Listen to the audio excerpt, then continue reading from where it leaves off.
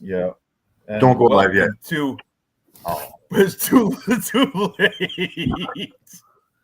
No one's on anyway. It doesn't matter. They don't come on until they'll stroll in here like in 5-10 minutes. So welcome to late. PREECAAAP. What? Come here, You're baby. right, Dave. What? Come here. Give me some love. Where are you? Anyway, welcome to PREECAAAP UFC Vegas 89. They have the fight nights have numbers too. I have no idea. I think it's like this is one's like 2 or I forget the fight night number, but this is Vegas 89. Amanda Hebas versus Rose Namajunas, Thug Rose. But anyway, we're gonna start from the bottom, go up. Dave says he got a shit ton of stuff to do today, so we have to go. We can't spend a fuck ton of hours on doing this stupid live stream. 8 and 8, right? I got to be done by 8. No more than 8 beers. No more than 2 hours. So I guess we have to get going. Cooking. We'll be back. Have a good stream. Mend me on OSP pick and break down when I'm back, please. Yes, very good job on the OSP pick. You're the only one in the universe that I know of that picked OSP and came out on top. We just shrugged them off like that old OSP ain't gonna do nothing. But turns out Kennedy and Chuku is the ain't gonna do nothing guy. Man, how disappointing was he? How disappointing was that robbery against our boy, the wrestler? You know what? I realized. And I'm going to show on this card, those judges are always taking the striker now. You can out wrestle. You can look at, what's his name? Last week. Don't make me get it out. Are you talking about Christian Rodriguez? Yeah, and his opponent, what's the opponent? Isaac Delgarian. Right. Isaac Delgarian, how can he lose round 2 when he took him down like 4 times and had like pretty much Christian Rodriguez had like 8 strikes in round 2, yet 2 of the 3 judges gave round 2 to Christian Rodriguez. How is that even possible? How is that even possible? So now, you know what? I figured them out. I heard those judges are from boxing.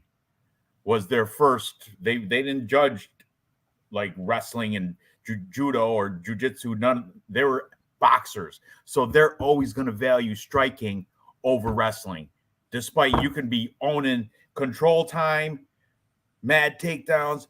But if that guy pops you a couple times, oh, look at the damage done, because, it's just biased and it's bullshit. But I'm going to adjust my betting habits because I was always taking the wrestler because the wrestlers, used to control time used to be a thing. Takedowns used to be a thing. But now I'm starting to switch my gambling ways because I want to start winning these robbery decisions.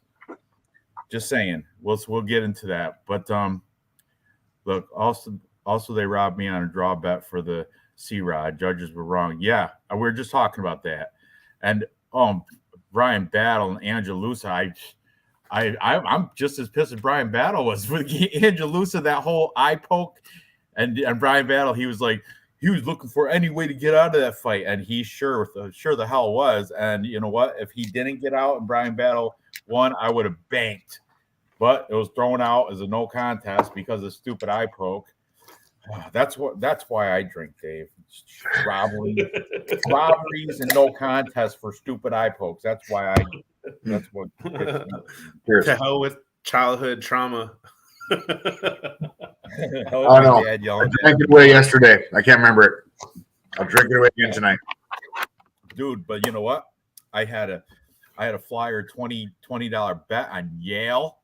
It came out $140 I won off a $20 bet on Yale over Auburn. Maybe Auburn in the the March Madness NCAA tournament. Awesome. That's right?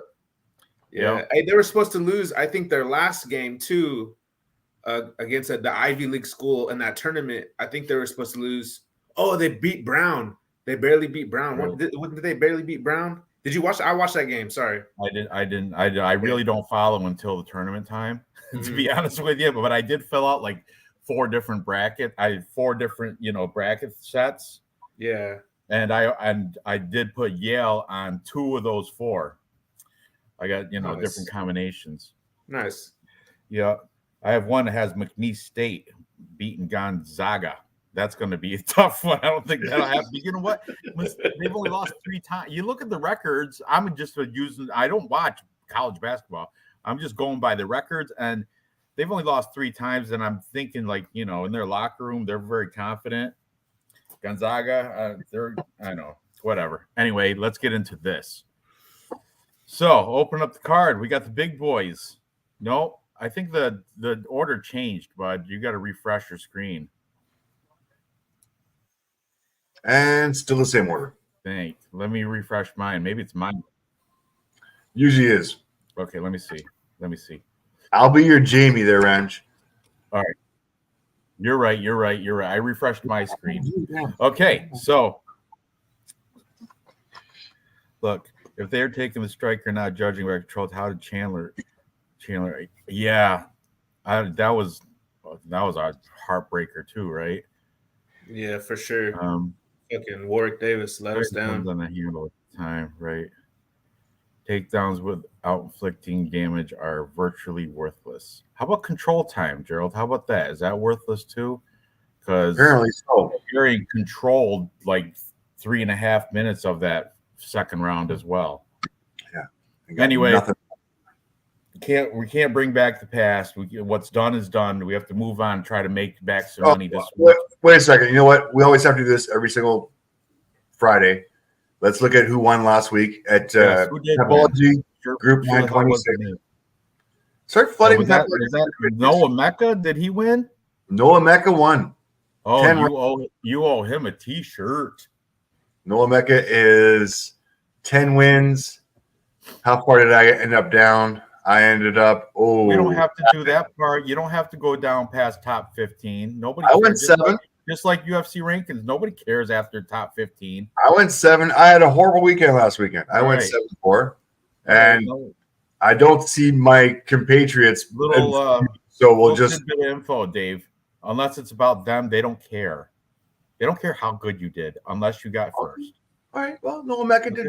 I'm first. just saying. Well You're done. the one that like we can't be a 4-banger. We can't do a 4-banging 4-hour episode tonight. I got shit to do. So you're the one that's dragging this along.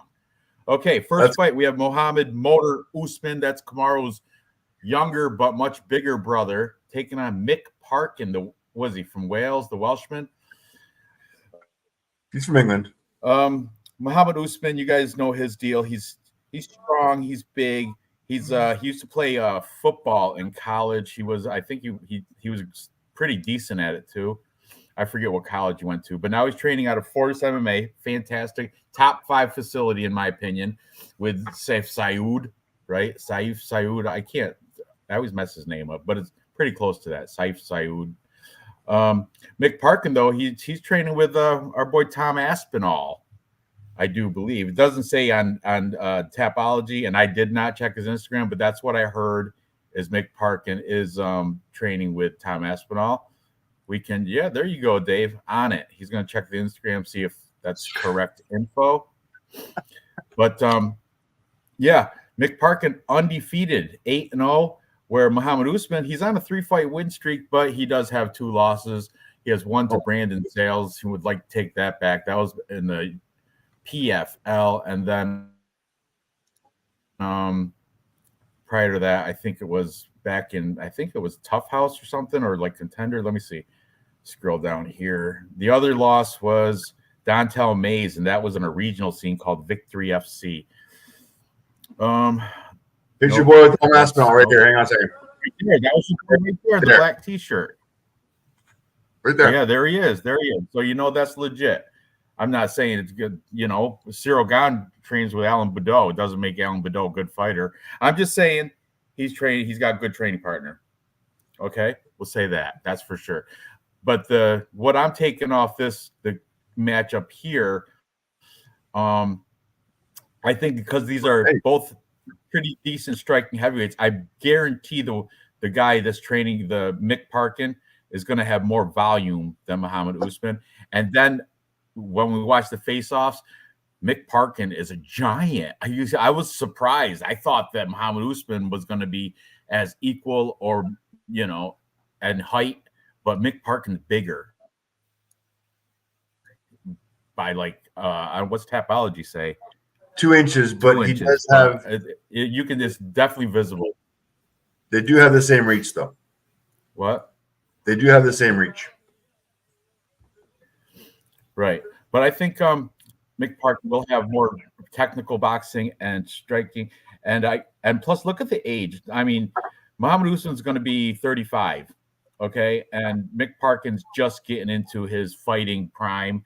He's 28. I know heavyweights can fight up until till 40, into their early 40s if they really if there's. But I'm saying at 34 and 28, the cardio is going to be different. So unless Muhammad Usman is managed to take Mick Parkin out, which I don't think he's going to, Mick Parkin should win at least the second and third round, I would imagine. So I'm taking him. He is a slight favorite, but I'll put a couple flyers on. I'll use Muhammad Usman in a couple lineups on DraftKings, because you have to take underdogs. But gambling wise, Mick Parkin's gonna make my parlays. What about you? What are you guys thinking about this? I'm gonna go ahead and I'm gonna go with the OnlyFans fade. Not that I won't watch after this, but I'm gonna fade Muhammad Usman. I'm gonna go with the OnlyFans fade, and I'm gonna take Mick Parkin. I think he's the overall better mixed martial artist. I think he has leg kicks. That's what I noticed when I did a little tape study, that he actually utilizes all his tools. And Muhammad Usman seems like he really tries to rely on that overhand swing. He'll try to like hold you up against the cage, which I don't think he's going to be able to do to Mick Parkin. One, because he's not as big as Mick Parkin, and this is one of the easier picks. One of the picks that actually could, I feel like I got a good read on it, and so I'm going to go with Mick Parkin easily. Although it's hard to fade Fortis MMA, because I seen him working Muhammad Usman. He has a video, and it looks like his footwork's like a little bit better, but I still think he's definitely getting better. But the thing is, he's aging out. Like, he started a little bit too late, I think. But he is showing improvement throughout his last, he's on a 3-fight win streak again, and it's a decent. Give me Parkin by decision. Me too. If I had to bet that, if I could bet that prop, that would be my play right there. Parkin by decision. But look, when they Muhammad Usman's he's a big guy, but then look, Mick Parkin looks like, look at the size difference. I'm not saying the tone and definition and the actual muscle mass on like arms and the teres major muscle there sticking out, but Mick Parkin is like his just body bone structure, everything is just bigger. Look at the shoulders are broader. He's taller. I'm surprised they got the same reach. Raw torque. Word up, mother fluffers. What's going on? So, yeah. What are you thinking, Dave? I mean, I don't want to call Usman fighter like one-dimensional, but I'm having a hard time seeing a path to victory for him. Strike length per minute 2.92 versus 4.41. Mick's going to have the volume. Strike absorbed 3.96. Negative striking ratio for Muhammad, 4.01 for Mick Parkin. So positive striking ratio for Mick Parkin. Obviously, the volume is going to be there. But Mick Parkin's got some ground game. I mean, he's training with some BJJ guys. Takedown average 2.35 versus 1.26. Muhammad ain't taking anybody down. I mean, I don't want to come one-dimensional, but kind of. Takedown accuracy, 18%. Takedown defense, 0. I do think if Mick really wants to, he can take this guy down and have his way with him. Unfortunately, it's going to be embarrassing for Muhammad Usman, who is the older guy, who is outweighed by, 25 pounds? It's not a good look. If we're going to I'm sorry, I don't have this brought up right now. Let me just get it going here. Odds are -138 for Mick Parkin. I'm pretty confident with that. He's bringing an undefeated record. He's fighting with, he's training with Tom Aspinall. He's got the ground game advantage. I'm in here all day long, guys, all day long. Mick Parkin, I can't say no. And if you see him in the weigh-ins, he is just gargantuanly just a bigger behemoth. Yeah, he maxes out. Was And he's not fat. 262.5. Yeah, Is that over? I thought what's the weight limit? 266? 265 or 266. Yeah. Well, 266 with the pound. Yeah, he's. But I mean, he's not carrying a big gut. Yes, all right, he doesn't have abs. I get it. But in this weight class, I'm okay with that. I think he's going to have the power behind him. He's just gargantuanly a bigger man. And he's minus 140. Yeah. And once you add the volume on top of which that he has ground game, where I really don't think the other guy does, I think it's going to be ugly. I just can't. I don't know if he's going to finish him or go distance. It's going to go decision. The easy bet. But yeah, unless Mick Parkin happens to manage to get some like a choke of some kind, I think it's going to go decision because he's not going to. Muhammad Usman's too tough to knock out. He has been submitted though; he's been choked out, so I think that's a possibility. But I would reckon to say it's going to go to the scorecards and striker over wrestler. I mean, it doesn't matter; they're both striking, but still. Remember, striking over wrestlers are new. That's our new betting motto now. It's unreal. I hate it. I'm a wrestler. It's unfair. But anyway, moving on. Next, we have Andre Lima taking on Igor Severino, also known as Igor Da Silva. I think. What's the other name I've seen him listed at? Yeah, Da Silva. Igor Da Silva is both these guys undefeated. Are they both making their debuts? I think Contender Series for Igor and Contender Series for both these guys coming out of the Contender Series making their day. This is who the heck knows? I don't know. It's good. Both undefeated fighters, both out of Brazil, both coming out of the Contender Series. I don't have time to watch tape. I guess maybe dog or pass on this, but I don't know. Do you guys have, Real Fight Picks, if anybody? I know you like to watch tape. My head says go with the bookies and pick the favorite, but my wallet and my pride say go with the plus money, you degenerate. Plus money junkie. So I don't know. I'm hoping you in the chat persuade me to go one way or the other, but right now I'm leaning Andre Lima probably is my Tapology pick. I'm not betting either one of these guys. I have no faith in them. So what are you thinking? Oh, so you know what, man? Real Fight Picks. Yes. Can you hear me? Yep. Can you hear me? All right, I'm just checking. Yep. All right, so I watched tape on this actually. This is the fight that I watched the most tape on out of all the fights. Good. And I had a big miss because I did watch tape on Despain and Collier. That was a huge miss. Like I can't believe I missed that. Like the guy who crushed Collier last time. And I thought I was foolproof. But if my eyes are not lying to me, Severino is the better fighter. Igor Severino is the better fighter. He's really young. He's not even 21, but he's from Shudo Box. And then I went on their Instagram. This one I did a deep dive. I went on their Instagram the day after last event on Sunday, and he was already training at the PI in Las Vegas. And then I went on the other guy's Instagram, Lima, and he was still in Brazil even like 6 days before the fight. So he's going to be, jet lag maybe. He's from a smaller school. Still the school's good. Like Luana Santos trains there. I don't know why I recognize Hugo Paiva. I looked to see if he had any UFC fights. Maybe that's just two names that are familiar that go together. I don't know, but Severino is from I would say the better school. He's from Shudo Box, and he's really good actually. He's got great takedown defense. He's got good striking. He's got 4 submissions and 4 KOs as opposed to the other guy who just has KOs, but supposedly supposed to be better in jiu-jitsu and striking because he does. Like people say, all the cappers said that Lima was better in striking just because he did some kickboxing matches. And to me, that doesn't always translate. Like, yeah, he's done kickboxing matches and he's probably decent. But I from the tape that I watched, the first fight that I saw, he was getting control. Quite a bit. This is Shudo Box. Of extra. Severino right here, right? I'm talking Oh, no, about the that's Lima. He's got quite a bit of extra fights on his. Like I didn't never. I just looked at it now. He's got quite a bit of kickboxing in here and some Muay Thai.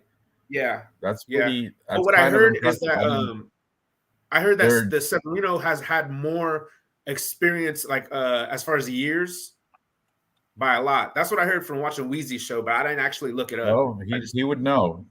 Stat Diggers, yeah. So or Wheezy's like his own show or the Stat Digger show.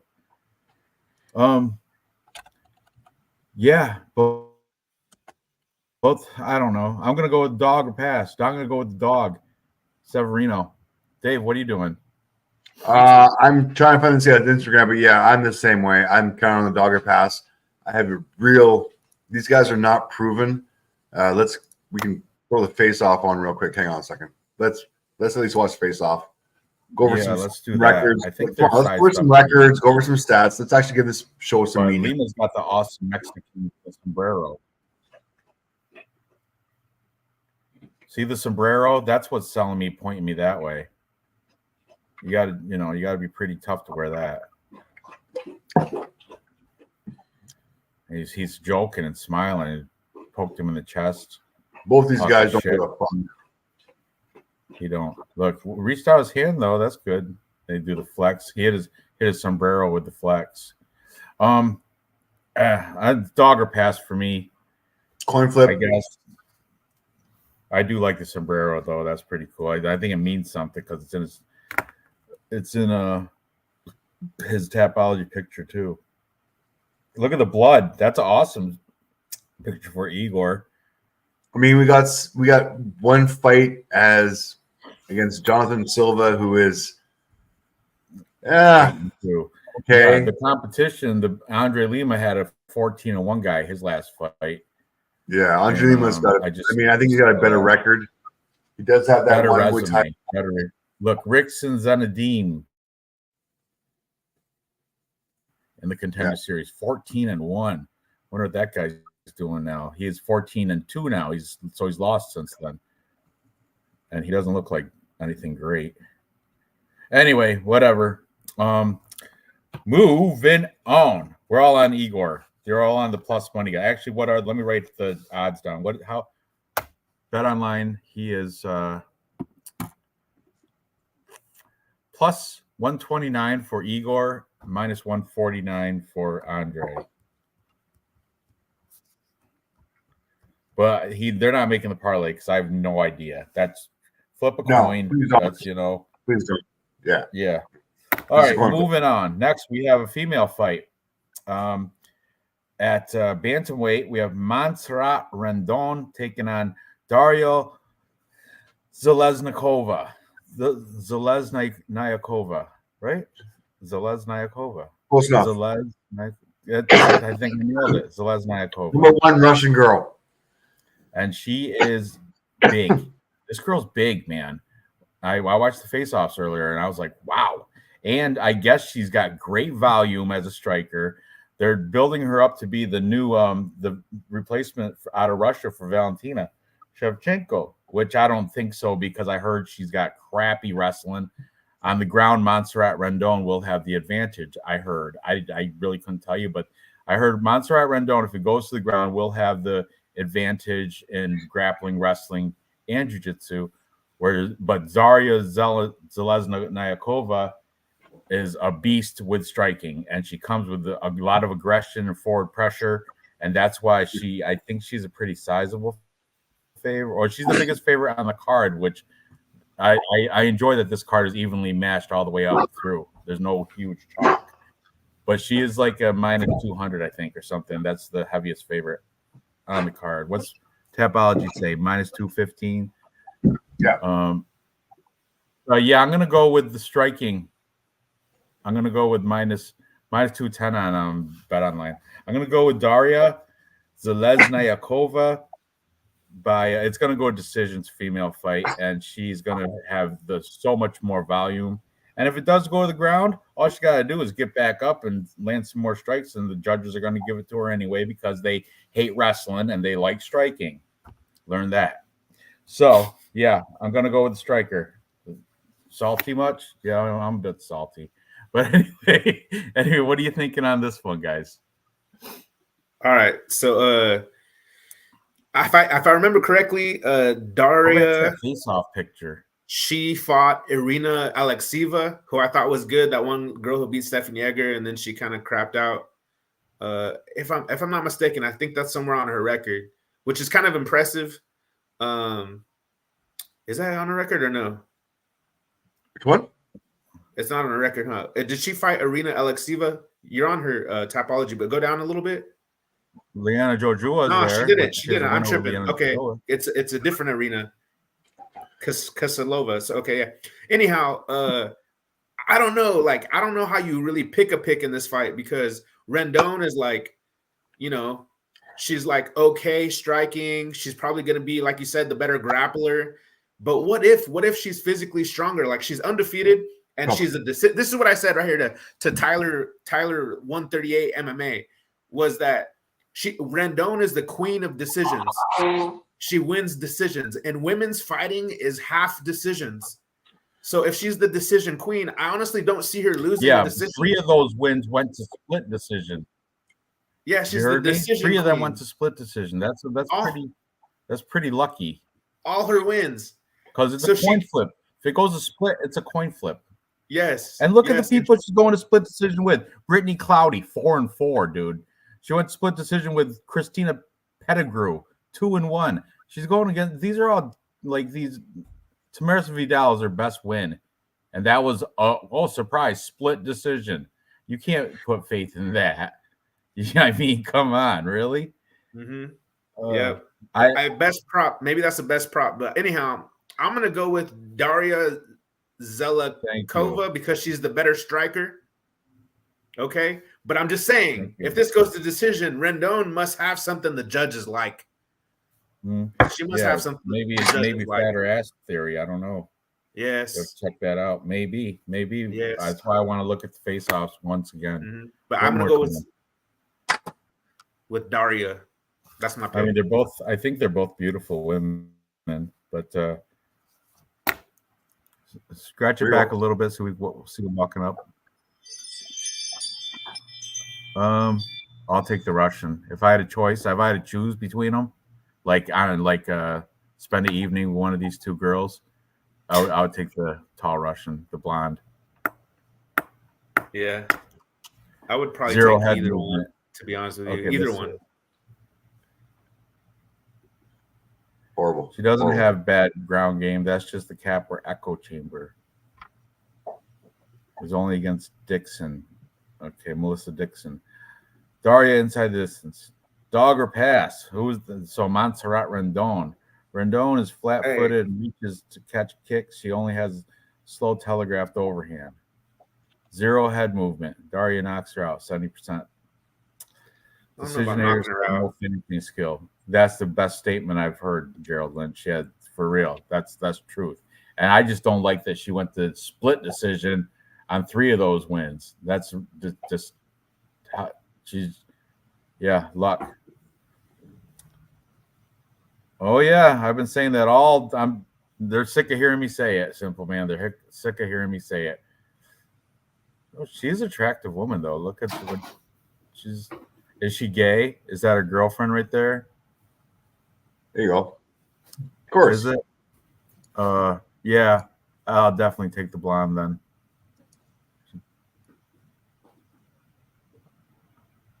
Where's she training out of? That's her coach, right?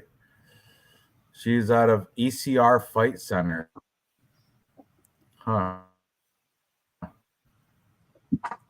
And a bunch of and Amazonia. No wonder she's so tall. Yeah. What? This is the one time I'm going to fade the Mexicans with the upcoming Mexican PI and everything else like that. I'm fading the Mexicans on this one as well. There you go.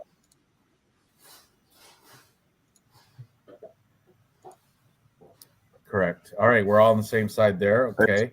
But we learned from Josiane Nunes, we're no longer putting women in our 3-leg parlay because we should have stuck with that rule. It wouldn't have mattered anyway because Bulgarian was in our parlay. But still, no more women in parlays, no matter how much of a favorite you think, or how much of a sure thing they are. Amen. Okay, so Amen. moving up the card. Moving on, we have next Stephen Gwynn, Yarno Aarons. Interesting. Stephen McGuinn. I think it's in Gwynn, like that. Gwynn, and is kind of silent, very subtle. Mm-hmm. Stephen Gwynn is, but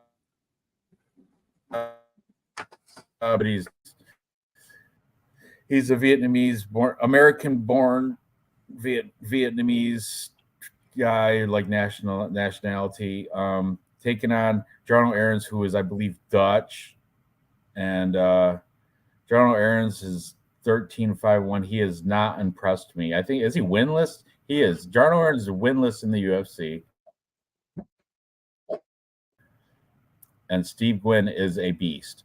And I'm pretty confident that this Steve Gwynn is going to take care of Jarno Aarons, regardless. Yeah, he's out of Limburg, Holland. And let me see. Sungwoo Choi took him out. William Gomi, that was his UFC debut. And before that, look at in National Fighting Championships 8, he got beat by a guy named Mert Ozalit. I don't know. This guy, I don't even know how he made it into the UFC, but nonetheless, he's a heavy fade for me. One fight for contract. How did he even get a contract? Did he come I don't notice know. for somebody? I think he did. Know. Like, where's his debut? Oh, William Gomi. Guaranteed that is he came in short notice and called him up because he was right. That was in France. UFC Fight Night. I think that's the French one. Yeah. They are not is a French him. fighter, so very nice. That's yeah, I do think he can. Are you talking? But yeah, I'm heavy on Stephen Gwynn, and I'm confident as well. However, Sungwoo Choi and William Gomi are pretty. I mean, they're not horrible losses. Those guys are good fighters. No, They're good. So I'm. It's not like but I'm pretty confident in Stephen Gwynn, though. What are you guys thinking on this one? So, Jarno Aarons reminds me of like Daniel Da Silva, where he's good for like half milliseconds. Like he looks great, like for half milliseconds, and that's how I can describe Jarno Aarons. Half a millisecond. Yeah, he's good for milliseconds. I'm serious. Like he looks like like he's gonna be top 3. When he's good when he gets on off his back and he Yarno, let's go. Yarno. But nah, hell no. Here's the thing. He's only good for milliseconds. And Steve Wynn, he's good the whole time. He does not make mistakes. He's gonna be a problem. Honestly, when we do that ranked contenders or uncontenders, that little game we play. Yeah. I would love to switch out one of our picks for Stephen Wynn. You probably can. I got a fighter on this card that's in my picks. When I get to him, I'll announce him. But yeah, Stephen Wynn does not make mistakes. His game is super tight.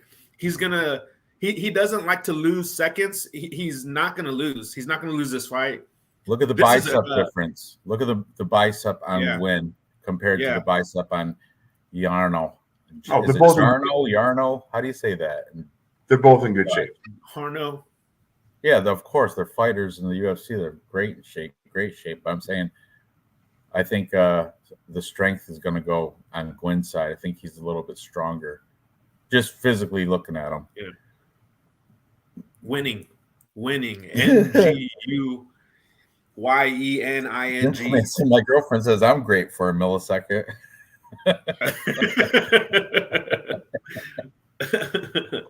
Mine does not.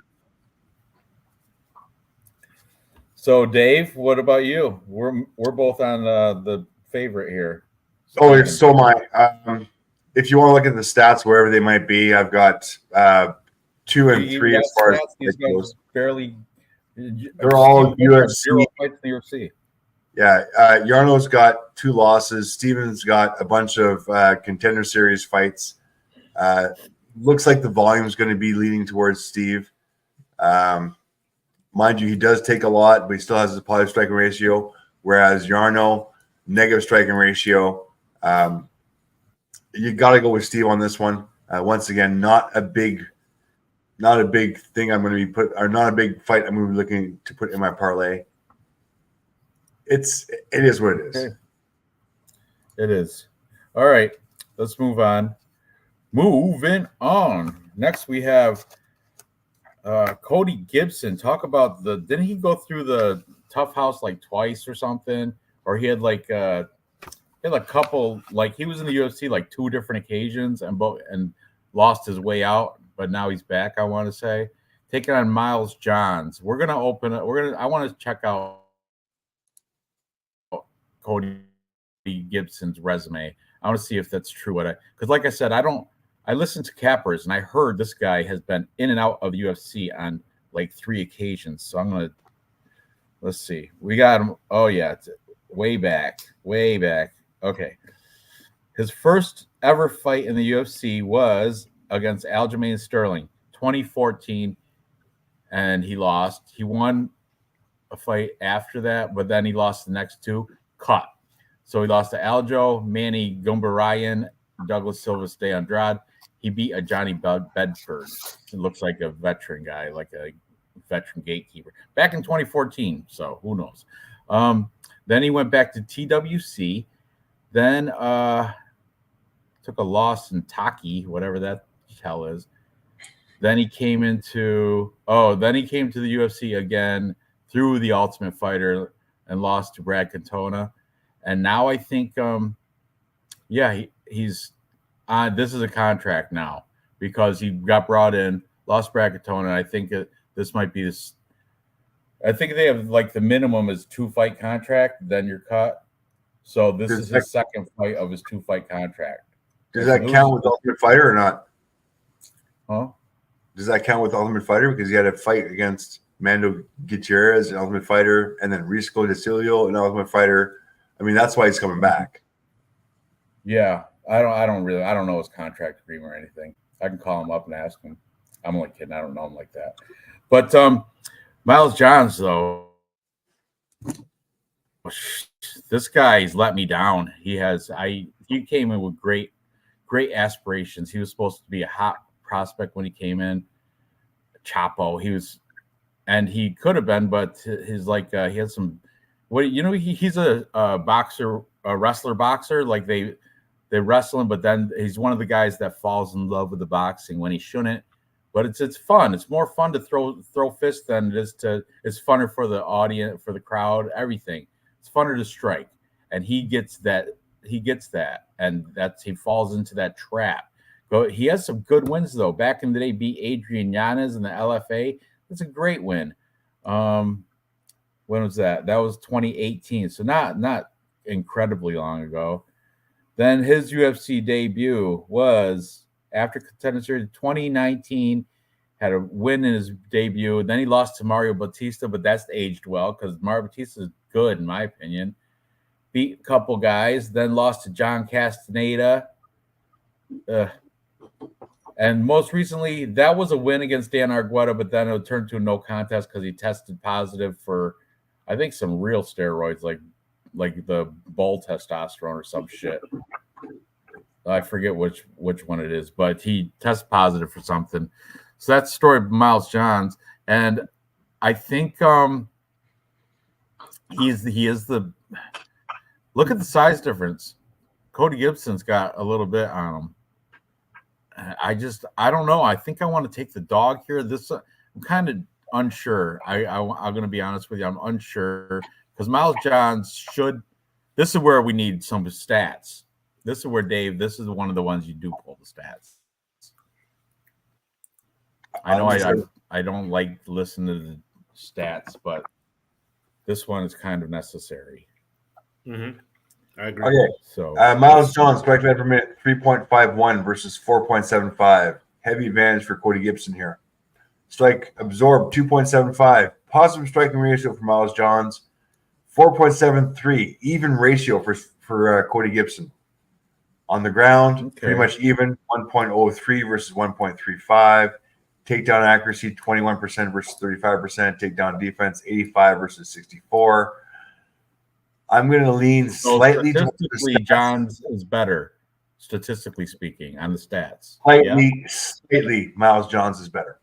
Yeah, slightly, like better, more volume, positive strike differential, and a little bit better takedown defense. And I mean, he did win that How about fight. tail the tape? What are the guys' ages? And obviously Cody Gibson's bigger. I just saw that in the face-offs. But how about like Johns the 5'7" age factor here? Cody Gibson 5'10", reach 66 for Miles Johns, 71. 71 for Gibson. Mind you, Gibson is born in 1987 and Johns in 1994. So we've got 36 to Miles Johns is the younger. And this is a bantamweight. Bantamweight 36 is aging out, dude. Aging out for bantamweights. Yep. I didn't realize that. It kind of looks like Darren Till, doesn't he? Or is that me? Or does Cody Gibson look a little bit like Darren Till there? I think it's just a side profile. Man, this is a tricky one. Tricky one because the age, he is, you got to admit, after bantamweight 135, when you're past the 35-year-old mark, then you're starting to go downhill, and it shows. So cardio, you got to give it to the 29, 30-year-old Miles Johns, right? You would imagine. And he's out of a better gym, Fortis. Yeah, I guess I'll go with the slight favorite. I'll go with Chapo, Miles Johns, only because I'm an ageist, and I think and before I saw the age, I was Miles Johns has better. I think he's got better. The stats are slightly better all around, and he's out of a better facility, and he's younger, so he's gonna have better cardio. Yeah, I'm gonna go with Miles Johns here. Ooh, Miles Johns at all. He needs his paycheck. He's got to support some family here. Mm-hmm. Oh yeah. Look at that. He's the breastfeeding pick. I love the breastfeeding pick. Oh, me too. That's great. It's great. Share that. I can go. I'm gonna need some dairy. Share that. Yeah, I'm trying to switch up my algorithm.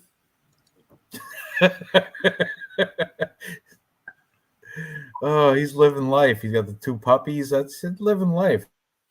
Very good for him. He's teaching his kid. Oh, that was before the baby. Now the baby's sucking on the teat. Mm-hmm. I love you, baby. I love you forever. Yeah, Miles Johns. So who did you pick, Ranch? I'm taking Miles Johns. He's my pick. Okay. Who are you picking? I'm going to go with Miles Johns. That's pretty impressive that he beat Dan Argueta, even though it got overturned. I think it's impressive that Adrian Yanez fight. That's a good one too. Good, right? Yes. So I think he's gonna be able to kind of implement his wrestling here.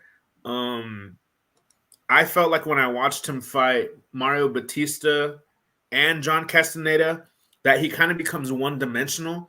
If he can't utilize his wrestling, he tries to just throw it. He was trying to throw overhand. On one of those fights, it was just like he was trying to go back to the overhand, He was just trying to get that. He knew he was beat everywhere because Batista, especially Castaneda, is a better striker, and he could stop the takedowns. So it looks like Gibson is a little bit hittable. Dave just showed the stats. Thank you, Dave. And it looks like Gibson gets hit 4 times. Was that for every 15 minutes, or however you break that stat down? And per minute, 4 times strikes per minute. Mm-hmm. So he's hittable, and I think Miles Johns can catch him. We have to throw this. Miles Johns coming out as a replacement because I just realized I forgot. Cody Gibson was supposed to fight. He just showed it in his Instagram. He was supposed to fight. Go at the bottom. Yeah, who was he supposed to fight? Thank you for that. I had no idea. Davey Grant. He was supposed to fight Davey Grant. Interesting. That's what. So that is interesting because Miles Johns didn't have full camp. Now, man, that makes me question my pick. Yeah, me too.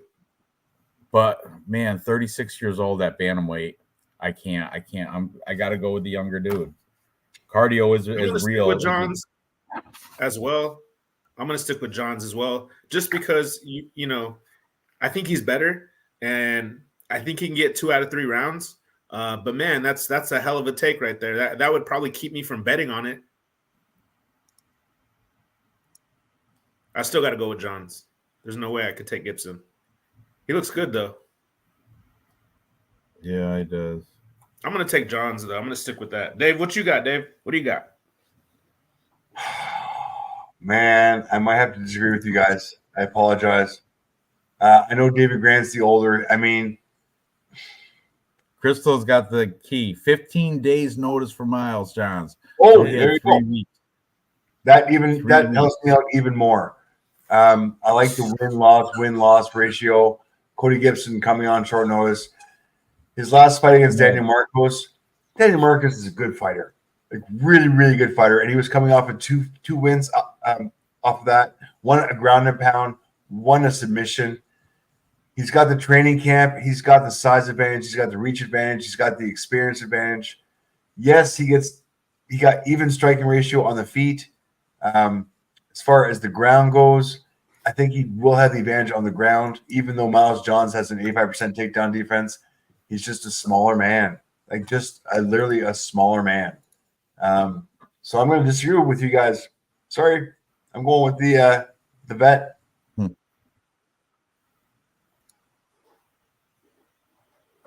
Miles And Johns we've got him at or Cody 20. Gibson. Cody Gibson is with a Cody plus Gibson money. then? At plus money. Yeah, you're taking the underdog. He's got more experience. He's got the reach. He's got the size. I like him. I like his last loss. I think he's up and coming. He's trying to do something for his retirement. He's got 2 kids to pay for. So does Miles Johns. Miles Johns just coming in for the cash for the paycheck. No, that's bullshit. I don't believe it. Hardly anybody does that anymore. They want to win. They're coming in to win. Oh yeah, they want to win. They just don't have the camp behind them.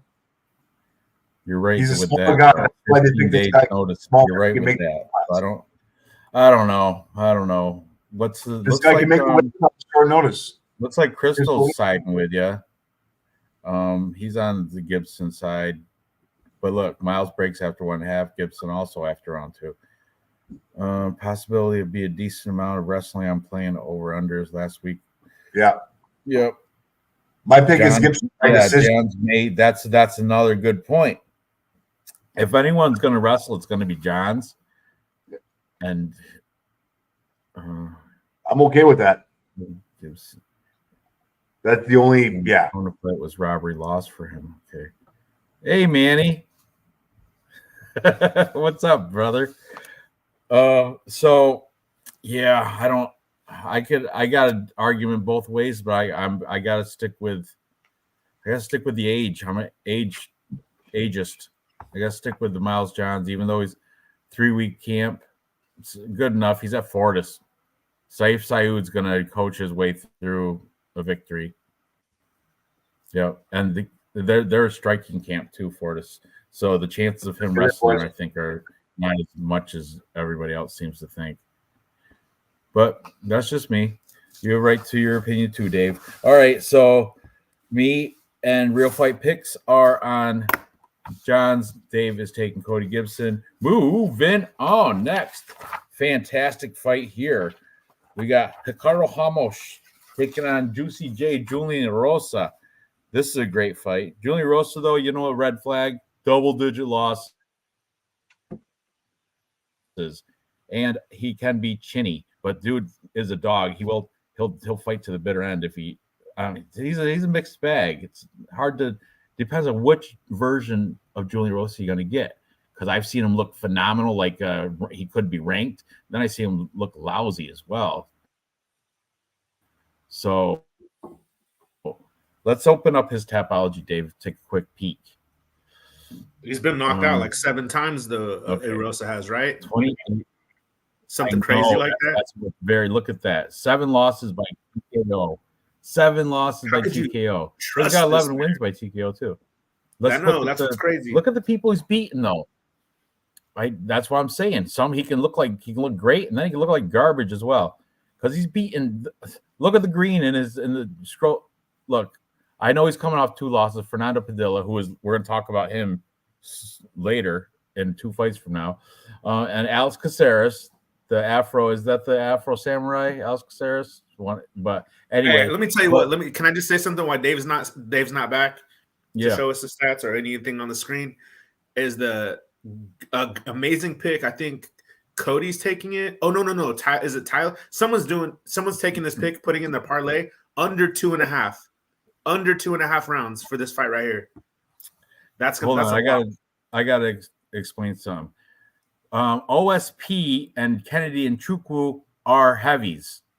This is a bantamweight. Miles Johns is bantam. Cody Gibson's bantamweight. 135 age is a factor. Heavyweight, not as much. Not as much, Crystal. Think about that. 135 pounds. You lose speed after 30. Every year after 30, you lose a little bit of speed. I know. I'm going to be 50 next month. I've already been there. Done that. You don't lose strength as much. At heavyweight, you don't need speed. You need strength and, endurance. But, yeah, so that's why OSP Kennedy, the age doesn't really – it's different. This time, age will be a factor. You'll see. Looking to play over half. Don't care about the odds. Last 2 KO round 1. You are too kind. Real fight picks. Too kind. Last loss or early stoppage. Arguably not like slept. Under 2.5 is solid. DPB BSD at lightweight. That's still 155. Oh damn! Yeah. This is 135. The lower the weight, the speed counts. Still a box of ammo. 45. All right.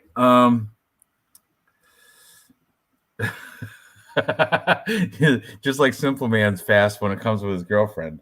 But when does but if you do MMA math, I think Arosa finished somebody by Darce who Ramos lost to. I don't remember who that is, but I remember that. What's that? So Arosa Darce it's Charles Jourdain. So Arosa beat Charles Jourdain as opposed to Ramos, who lost to Charles Jourdain. Little MMA math. Yeah, I see that. But the thing I don't like about Arosa though is he leaves his chin way too high up in the air, and that's why he's been knocked out 7 times. Yeah, he's been caught by like Julio Arce and Devontae Smith. Devontae Smith has never been really that good. I'm going back a little bit, but I'm just saying. I don't like it. Ricardo Ramos. If I open, we got Dave's substitute right there. I'm going to open him up on here. Luna. Who's your good puppy? Luna? You good girl? You good girl, huh? Luna, like the moon. Lunatic. Okay. Charles Jourdain was the last loss for Ricardo Ramos, and they beat Danny Chavez. Had some grappling in here. Beat Bill Algeo. That's a great win. Lost to Lerone Murphy. I'll give him a pass on that. Lost to Saeed Nurmagomedov. Give him a pass on that. I don't see what did you say was the MMA math one? It was Charles Jourdain. Oh, yeah. That was the most recently. Okay. I still got Ramos, though, because Arosa leaving his chin out there, that's like making it easier for guys who aren't strikers. And from what I understand, Ramos is a Brazilian jiu-jitsu is his, like, best thing, right? So I feel like he's just making it easier for somebody who sucks at striking. Spinny crap. He likes doing that's what's going to work. His little spinning back fist is going to work against Arosa because he's so stupid with his chin. And plus, I don't like that Julian Rosa has a dull mane. Let's see the tail of the tape real quick. What would be kind of cool to look at is if Dave comes back to open up the stats and see how the striking fared against Jourdain, like just to see the stats where you click on their names, see how each of them did against Charles Jourdain. because I want to see how good Arosa did because he didn't get Darce. He didn't Darce until the second round, I think. And I just want to see how their first rounds went. Maybe we could see who has the edge with the striking. This is featherweight, but I'm gonna have to. Where's Dave? I'm gonna have to load up the. I want to see the face-offs. I want to see how they. If he doesn't hurry back, I'm gonna have to load it up and share my screen. But counting down, huh? What? We're counting down, like we're giving. He's got a 1 minute countdown. I think he's on the phone with somebody. But Hamos is training out of Team Alpha Male, according to Tapology, and Juicy J's out of Extreme Couture, both good gyms. Now let me find the face-offs. I'll just share the screen. The MMA Junkie, I think. Damn. So I guess it was kind of fluky. I don't remember that fight that well. But when Ramos lost to Charles Jourdain, it was like at 1.5 minutes into the first round by guillotine. That was a bad look. Really? That was a bad look.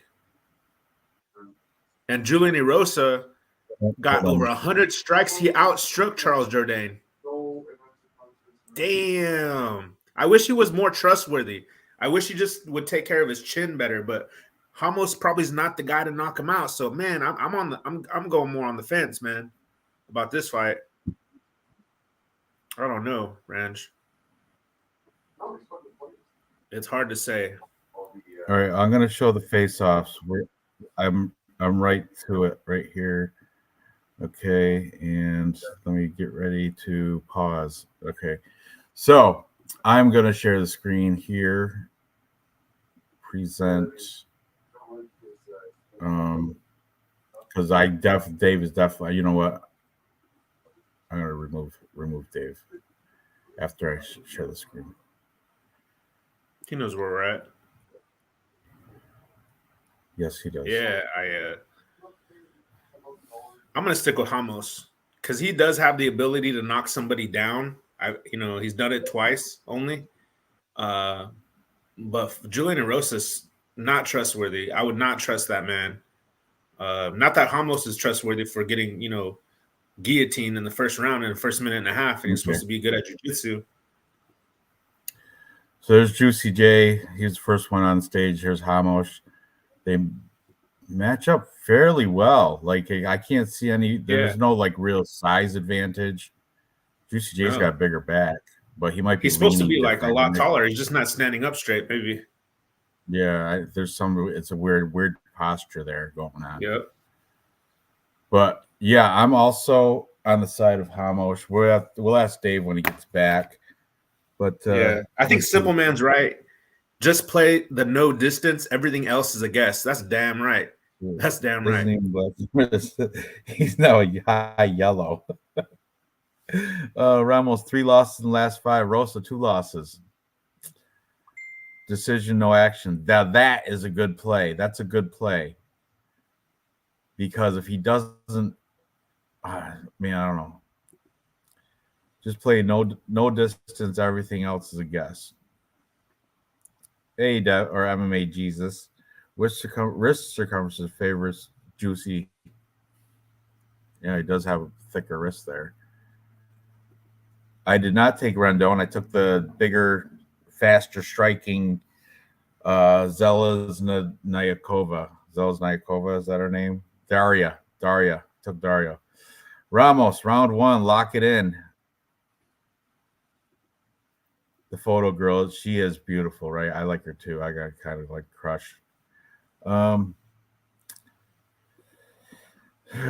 Jared Lynch, truly a distraction. She is a distraction, absolutely. But I'm taking Ramos as well, Ricardo Ramos. So we'll ask Dave when he's on the phone. It sounds like he might be important, so I'll notice when he comes back. But we're both on Ramos. Let's. I'm going to check up the odds real quick. Sure. Yeah, I learned a lesson about taking wrestling from last week from the Bulgarian fight. The judges, I might like wrestling. Judges don't. Man, that was crazy. What'd you think of that Josh Kulibau, Danny Silva fight? That was a very close fight. I had Danny Silva, so fucking I that was super close. But man, I I don't loved it. know. I was bragging. Remember, I saved. I don't now. I don't. Oh, I used to owe Dave a T-shirt. Now I don't because of that.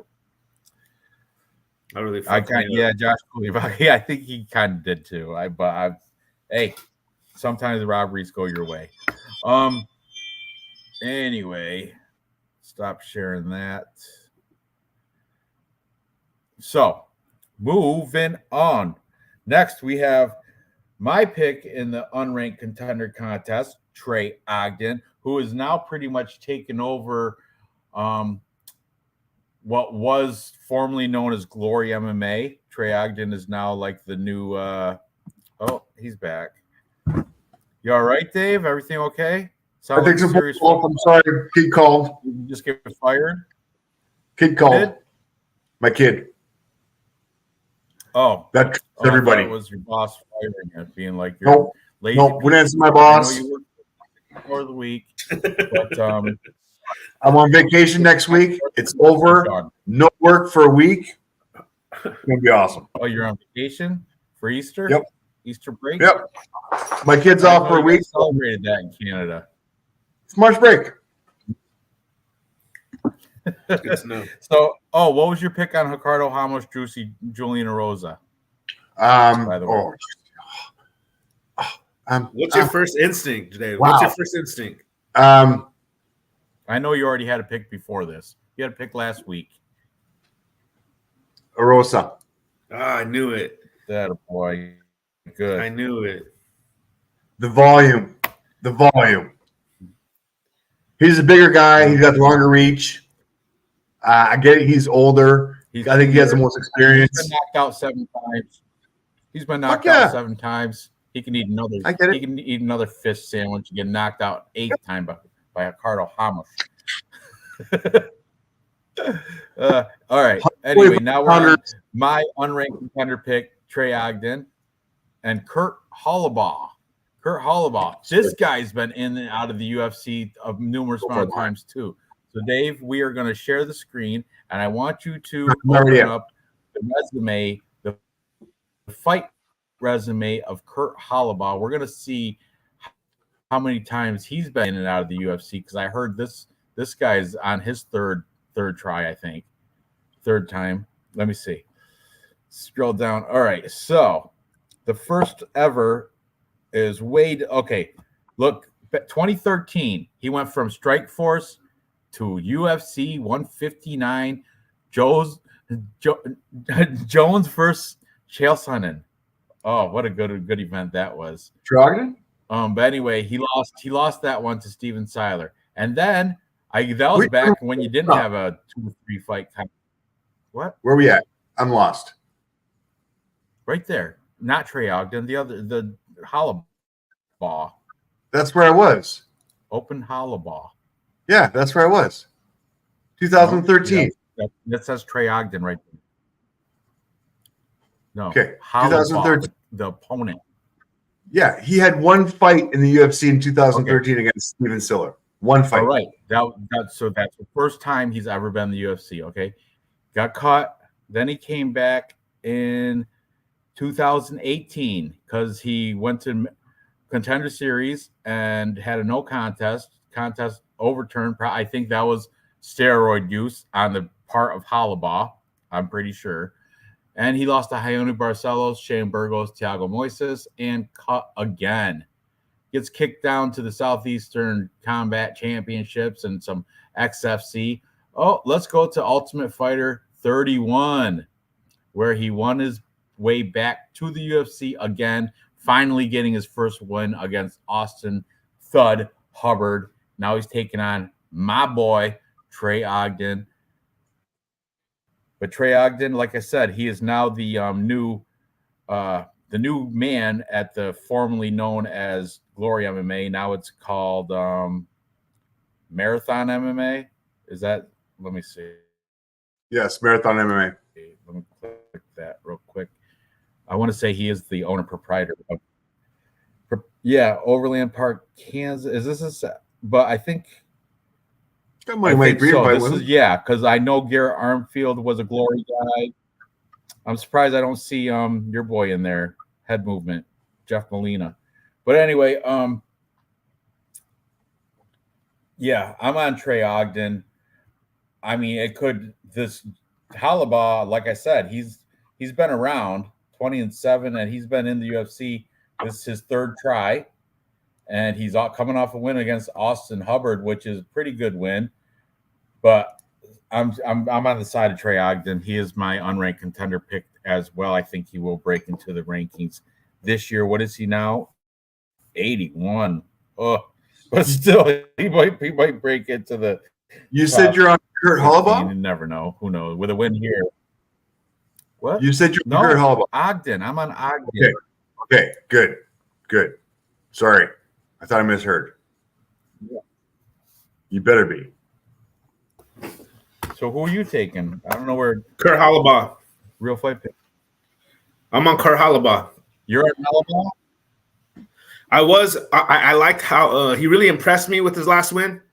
And I've never been impressed by Trey Ogden. And I don't like fighters who have never had a knockout. I can't deal with that. Oh, IV rehydration, not roids. Okay. I knew it was something, though. That was the no contest I was talking about. I want to say Austin Hubbard is more dangerous than Ogden. So I'm on Halabaugh. I'm going to pick him in our Tapology group. He's one of the only dogs that I have besides Severino. And not to give away all my other picks, but yeah, I like Kurt Halabaugh. I think he's pretty good. I think he's better than he ever has been. I'm not the only one, right? One of you has to be Halabaugh. Maybe Dave. I'm not, but I would be with Trey Ogden's my unranked contender pick. I like Trey Ogden. I'm on Trey Ogden too. I like the coach. It's hard to go from a coach to a loser. I'll go over the stats real quick. Trey Ogden. I mean, these guys both have horrible stand-up. 3.64 versus 4.89. A little bit more volume for Kurt. 4.02 for negative striking ratio for Trey Ogden versus 4.44 for let's call it what it is, even striking ratio. I do think this is where the coach is going to come in with Trey Ogden. Takedown average 1.29. I get it, not much accuracy, but he is not getting taken down by this guy. Takedown defense, 100% for Trey Ogden. So I don't see any takedowns for Halabaugh. The only way he's going to be able to win is on the feet. I think Trey Ogden as a coach is going to have a plan for that. He's going to be ready for this guy. I'm still going Trey Ogden. Slight height advantage and 3 years difference in age. Not much of a difference. Let's have a look at them face off. Let's look at is this right? Are these right guys here? This is them. That's them. That's definitely them. Very awkward. Smiley. Yeah, awkward. It was. You know what? Because they, they went to shake hands on 2 different occasions or something. Play it back, and they just didn't time it right, or somebody didn't know. I noticed that earlier. I'm like, that's awkward. So we got shoes. Who extended it first? But I think Trey Ogden extended his hand first. Just watch. And there's the tap, and then look. Yeah, I didn't see it. Yeah. Oh, maybe. Whatever. All right. So me and Dave, we're on Trey Ogden, and Real Fight Picks on Kurt Halabaugh. And that was the prelim headliner of the prelims. Moving to the curtain jerker of the main card. Interesting fight here. We have Luis Pauelo taking on Fernando Padilla. Luis Pauelo is from Peru, I do believe, and little known fact, he is a Peruvian boxing champion. Yes, keep that. That is correct. National boxing champion. I heard that from Uncle Weezy on Stat Diggers. That's like being a I believe it was boxer boxing, out of, like, North kickboxing or Dakota. something, but he is definitely I heard that from Crystal when I was on no. watching another Peru show. is a huge country, Dave. Huge country, not South Dakota. Against a guy from Mexico, really, from Chihuahua, Really? who's 2 years younger, who's got a 3-inch height advantage, who's got a 7-inch reach advantage from Mexico. Yeah. Okay. All right. You keep on your Peruvian. You go ahead. Yeah. Sell me. I am going to keep on the Peruvian. I like the Peruvian. 2 years older. Mwah. Good night. 3-inch height. Good night. Love you. 7-inch reach. 7-inch reach. Sleep well. Ooh, I'm Mexican all day. Viva Mexico. Hmm. Sorry. Hey, that reach advantage didn't mean shit. All right, good. When he fought Kyle Nelson, that was horrible. He made it up. Crystal made it up. I don't know, but for real, Puello, Luis is a it doesn't show it in Tapology or anything, but he is a boxing champ. And that's what Uncle Weezy said. That little known fact. National boxing champ. National. All the entire country of Peru. He's the best boxer in the entire country of Peru. Peru is bigger than Mexico geographically. Now that Nora's dead, it's trying to get the Peruvian flake out. I'm just kidding. I'm just jokes, guys. Just jokes. People don't think it's just jokes. You got me in trouble last week. Yeah, I know. I was wondering what that straw was for. You have over there that rolled up Go to dollar bed.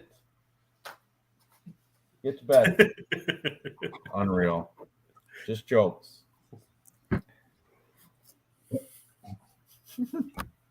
All right. So, did we watch their face-offs? No. Here it comes. Jeez, just demanding. Well, you're the one that was in a hurry. We're already past the. Oh, look, he's wearing the Monkey D. Luffy hat from One Piece. Look at the size advantage. Jesus. I love the goofy hat. Yeah, look at how long and skinny that neck is that you can just throw in a guillotine and just choke it out. They both have long necks. Yeah, but look at the Monkey D. Luffy neck right there. Look at that Adam's apple. You can flick it with your finger. Pop. You take the pearls. You take the Peruvian pearls. Peruvian I'm pearls. gonna take my guy. You take the Monkey D. Luffy hat. He's like a zookeeper. I like it. Confidence. Oh yeah. Oh, I'm so happy. He is a Peruvian boxing champ. Yes, he is. Don't make me Google search it. About better. Wearing a helmet. Scared. Size matters. That's what they say. Half of his height is his neck.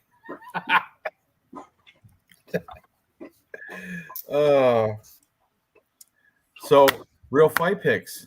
Which way you going? You know what? I honestly I have no idea. I want to know from Crystal. Hey, Crystal, did you say that I would get What's that? He said he made it up. Whatever. No. He was actually he didn't make it up. He was BSing. He said in another go chat, back, Dave. Go back to that. What's that say? Oh, that's Herbert Pereira. I don't know. See? Crystal said in another chat that Luis Puello was a national boxing champ or a coach or something like that. That was the first person I heard give me that fact or get that fact out there. Dude. I want to say he watched tape. So I want to know, are his hands really that good? Because was this the guy you said I would get PTSD after watching the fights? Or was that somebody else? That's awesome. Dana White calling. Accept or decline. That's awesome. Yeah. Me and Dana White hang out all the time. Okay, dude. Okay, dude. I'm serious. Like, I really don't What's have that purple? Was he a purple belt? Go down, Dave. What's that belt picture? Which one is? Blue Oh, he's blue belt. Blue belt. Not good. Ooh. Not good. Oh, what's the belt on Padilla? He's Mexican, so he's striker anyway. They're not going to grapple. Mexican all day long. Pero. You know what? Padilla said he was scared of Puello in so many words. Look at that. What? He's black in the heart. All right. Enough Okay, look right here. Here's. I did make it up. Kidding. It's really a national tier boxer and coaches boxing, I imagine. Watch his take. Okay. His hands are murderous. Gave me nightmares in one finish. Oh, I love it. I love it. Eats shots like they're bagels and walks people down. Blue belt with a black belt in heart. Get this Vivint home security. Get that off there. Okay. Seeing him reverse, get up, etc. Padilla said if he wanted to strike, he would be in K1. He wants to grapple all of a sudden. And you know what? Like we learned last week, the judges rather take strikers over grapplers. So I'm gonna pick Puello with Crystal. Huh? Crystal, you're in here every week and you're very smart.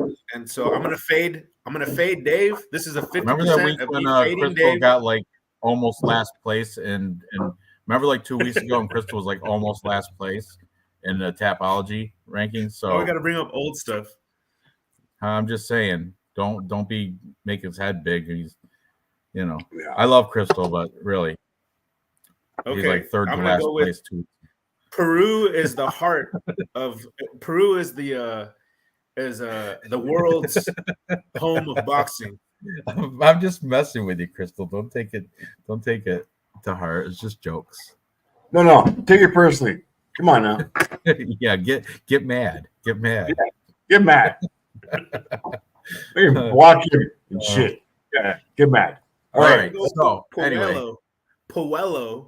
I'm gonna pick Puello off of the strength of the chat. I'm gonna fade Dave because he picked Jeff Molina, El Jefe, for one of his unranked contender fighters. I know, that's fucking brilliant. I was drinking. Not fair. You can't do that to me. Who I'm sure is Jeff Molina is still good at taking the back. Sure is. And head movement. Great Easy head joke. movement. Easy joke. That's the t-shirt I'm gonna make. Low hanging fruit. Wins a t-shirt from me again. He's getting a Jeff Molina head movement t-shirt. Low hanging fruit. Hey, I found Jeff Molina shirts on Etsy, but there's no returns. I don't like that you can't return the shirt. What's it look like? Just say Molina or something? It just says Jeff Molina, and under it says El Jefe. It's actually really? nice. I wish under it said head movement. Then I'd get it. All right. So, are we ready to move? Yeah, Monkey D. Luffy. What a cornball he is right there. Okay, wait a second. Are we all? Yeah, we're moving on. We all made picks. Are What's we all? the odds, real quick? Odds. Luis put I got the underdog here, right? Plus money. What's that say? Plus 137. And Padilla minus 163. All right, written down. Moving on. Oh, another great fight. We got Billy Q, Quarantillo taking on Yusuf Zalal. Now, Billy Q is he weaponized cardio. He'll come with the pressure and he's relentless. Whenever you think you need a break, he's not going to give you one. It's going to be in your face, forward pressure. He's never on the back foot. He's always the one that's doing the approaching. And then Yusuf Zalal is kind of like the medicine for that pressure because he likes to counter strike. He likes to take his time. He's very plotting when it's technical, when he's considering, he wants to nail the exact perfect shot, but he's not a finisher. I don't think let's pull it up. I don't think he's ever, does he have any finishes? Let's pull him up. Right there. Stop. Go up a little bit. Arm triangle choke. I want to see the what? Strikes. Oh, Dave, scroll up. Can you scroll up 5 inches? So right there. TKO wins. How many? 4. Submissions. 6, right? And all his losses are by decision. So Hey, if it but goes that's padded because he's had 5 fights in this fucking Sparta. Fucking his Yeah, last yeah. 5 fights. Look at that. Let's fucking look at his record because this is not the Youssef you're thinking of. This is a different Youssef. Here we go. He's got a win against a guy in Sparta 98 who was 0-0-0. Are you fucking kidding me? His last one was against a guy who was you know what Sparta is, Dave? Stop. The guy had 0-0-0. Sparta is a 3-fight event. I know. Can you let me just finish this one sentence, then you can trash them all you want. Sparta is a 3-fight event. You start out, you'd have a boxing match. After the boxing part, you have a kickboxing match. And finally, your third event is mixed martial arts MMA. It's all 3 fights, all on the same day. Kind of like that. Did you ever see the Warrior movie? Kind of like that. Like you have to fight 3 times that day. And he did win one of those events, Youssef Zalal did. So I just want to say Sparta is not like an easy thing. No, it's not. Go ahead. Now you can trash him. But it is when you're fighting against a guy who is 0-0-0. Like, I'm sorry. I don't care if you win it. You're 12-5-1 fighting against who is okay. That was your last one. Congratulations. Good win. Before that, Jake Childers, who is now 9-4, who is a fucking joke. Before that, we've got Edwin Chavez, who is 6-2 in Sparta.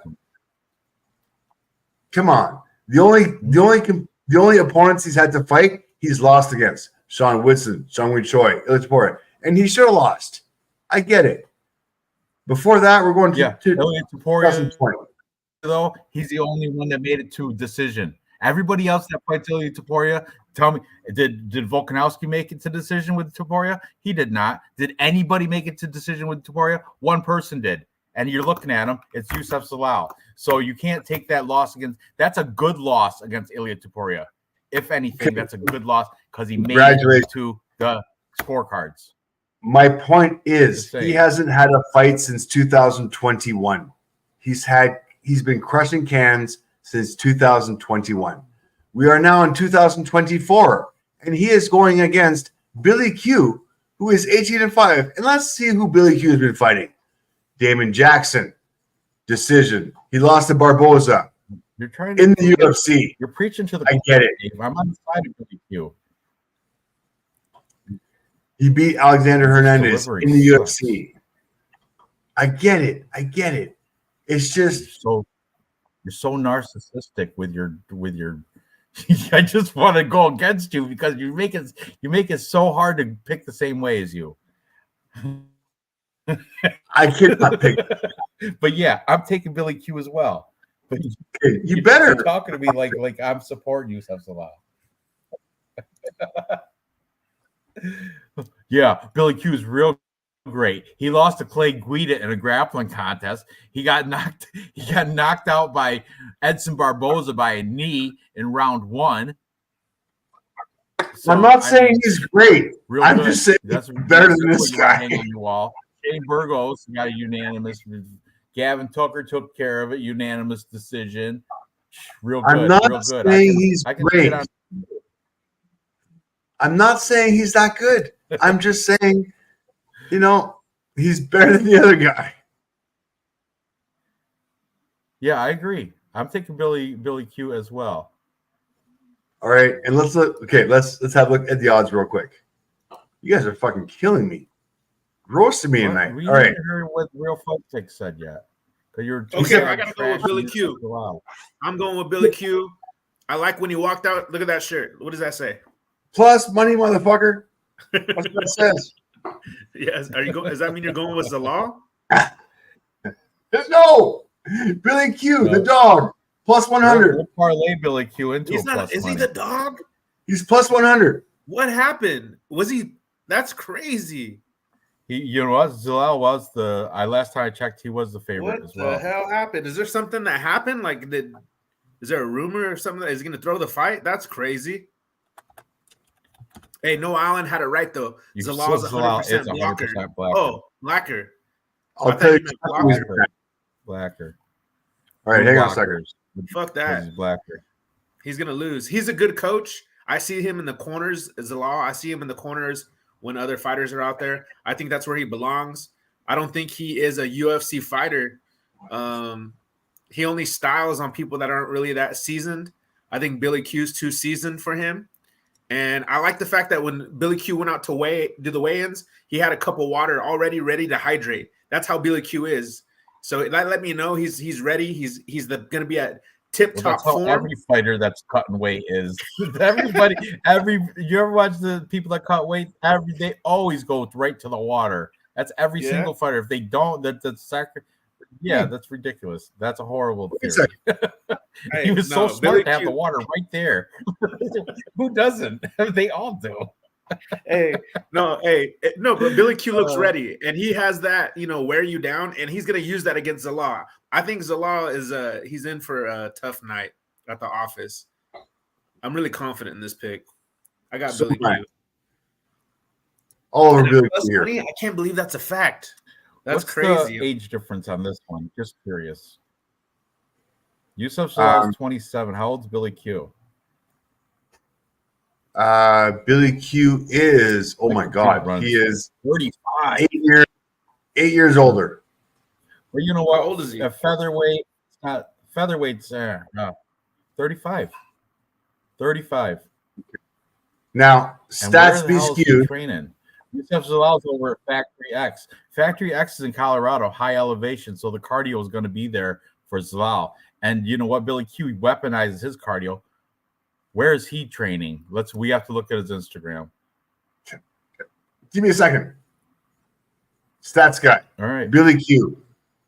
Strikes land per minute, 7.71 versus 2.75.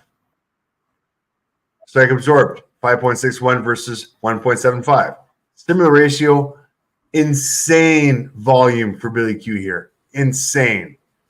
Takedown average, 1.31 versus 2.14. Wonderful.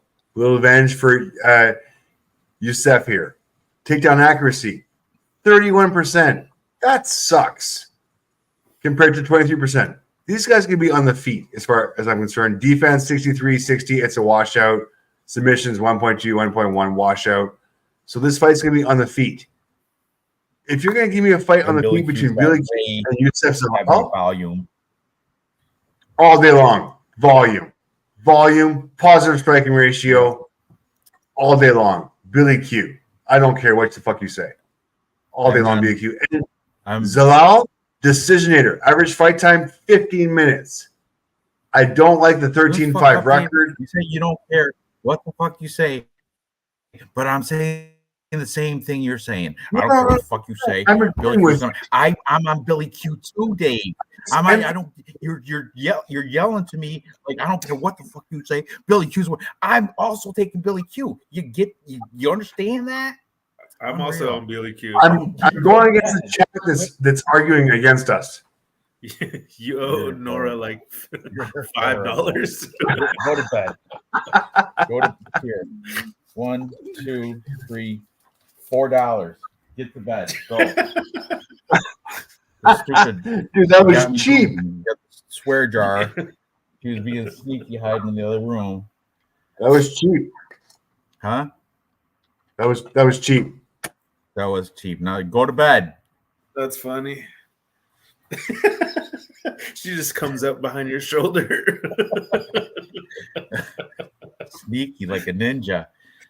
That was like she had her moccasins on. All right, so we're all on Billy Q here, plus 100. I think that's a pretty good call. All right. All right. So we're all on Billy Q. Moving on. Next. Oh, this one. I've been back and forth with this one too, because these guys are very good. Peyton Talbot, undefeated. He reminds me a lot of like the striking, like Sean, like Mosley, kind of like he's got that length, straight, His striking is on point, very targeted. But Cameron Saman is good night. Is I think a little bit better all around. Like if it goes to the ground, I would have to take Cameron Saman as the advantage guy in this situation. Cameron, well, look, talk to his boss again. Cameron, I do believe, trains with Dricus Duplessis in South Africa. Peyton Talbot, I'm not. We have to check out his. Let me see. I'm gonna have to. I might have to share my screen, but shit, my computer is running so slow. It's taking forever. What's that say? Reno Academy. What is that? Let me. Oh, he's back. He's back. Good. Jesus Christ! I was on for like fucking 2 seconds. All right, you're back. So, yeah, but you were on a phone call. I thought it was your boss again trying to fire you. Peyton Talbot. Same here. Where's he training out of? What's that say? Reno Academy, Reno Academy of Combat. He's from Reno, Nevada. So, at least he's pretty close to Vegas. I think I want to say he might have switched gyms or something because I heard he's like at one of the bigger Vegas gyms, like Syndicate or Extreme Couture, or one of those, other Vegas gyms. I think we have to check it out on Instagram. Oh, I like clues. Oh, there's Big Man Tate, my favorite cut man. No, is that a half cut shirt? No, it is, Dave. That's adorable, isn't it? Looks like Ice Spice. Oh my god, he loves it too. Is he the modeling? hands in the pocket? Oh my god! Right there. This is what I want to see. Highlights. Oh, see, that was. Oh, the elbows. Look at him. He's fierce. Fierce. That's why I like. He's very aggressive. But to be fair, though, after we scroll through here, I don't see any training pictures. I can't pick up where he's training at. That's why I'd like to see some hitting pads or something. Stripper pole training. Good for him. Unbelievable. Does anybody have anything to say about this? So he's training with Demopoulos then. Does anybody have anything to say about this? He's it's a new generation. Yeah, that's new. I do that shit every other. Is that Vanessa Demopoulos right there? Vanessa Demopoulos has a stripper pole training video or book or some shit going on. Does he have an OnlyFans? Don't know. I'm not looking. Huh? At least he's holding a gun. Here we go. We have a gun. Guns.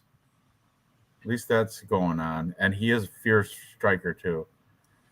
Oh, did you see? He was catching the elbow on that one though. That last highlight, he was catching the elbow. Look at watch. Boom! Oh, that rocked. Oh, that was when he did that stupid that's when he did the stupid flip thing. The flip kick. All right. Which he giving me trauma. That's giving me sick, making me sick. There you go, right there. That's a stupid. That was a dumb flip thing. Yeah, that was he was trying to do that like a Karate Kid type thing.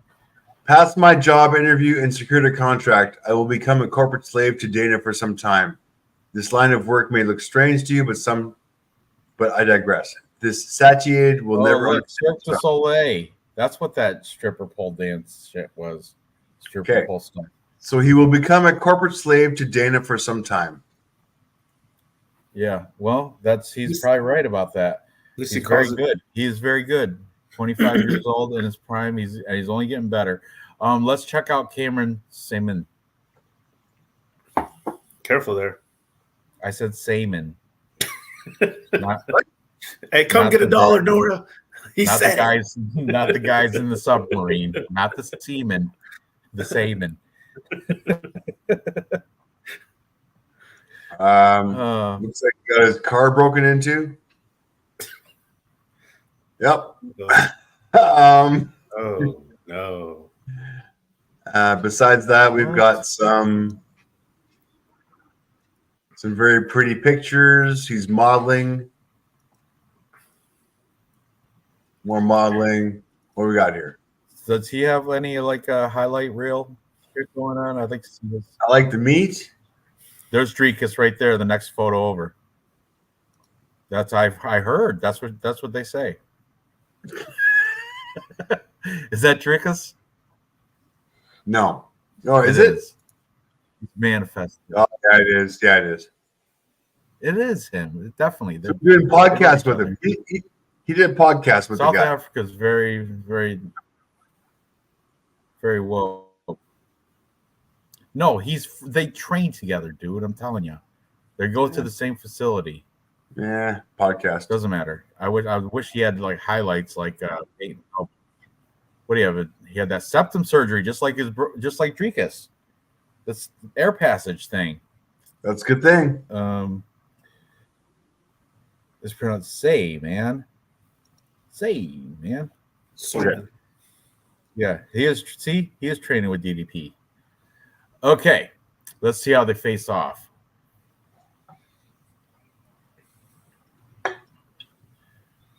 He had a broken eardrum and broken orbital during the C-Rod fight, but he got it fixed. I think they size up very. I think Cameron Saman is actually a little bit beefier and maybe a little bit. Yeah, I think he's a little bit bigger overall. Dude, I don't know. It's close. Close. It's like it's almost a wash. Like really, they're both in great shape. They both. I don't know, man. And oh man, he's plus money too. He's plus What the 138. Plus 138 is very. This like is where that. God's going to kill us. And Peyton Talbot's minus 158. This is on Bet Online right now. Oh, Saman. Okay, Peyton Talbot. We got Peyton Talbot at minus 150. Cameron is at plus 125. 7-0-0 versus 9-1-0. And the only one is the C-Rod loss, which you just saw. He just got a win over Bulgarian. Don't get me. I'll slam another beer and I'll end up punching my screen if I keep talking about so that. what I see here is that Talbot is going to have the ground advantage as far as submission goes, compared to Saman's. Okay, so what does Saman has for?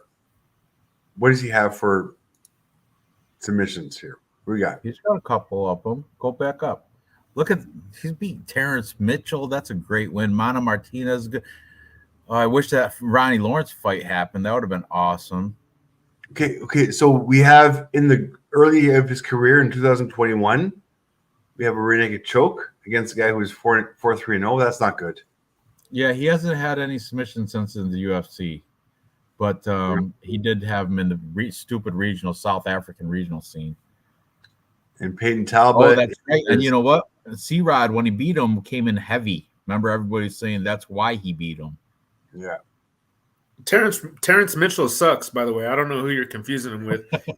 I'm thinking of Terrence McKinney. I fuck him up all the time.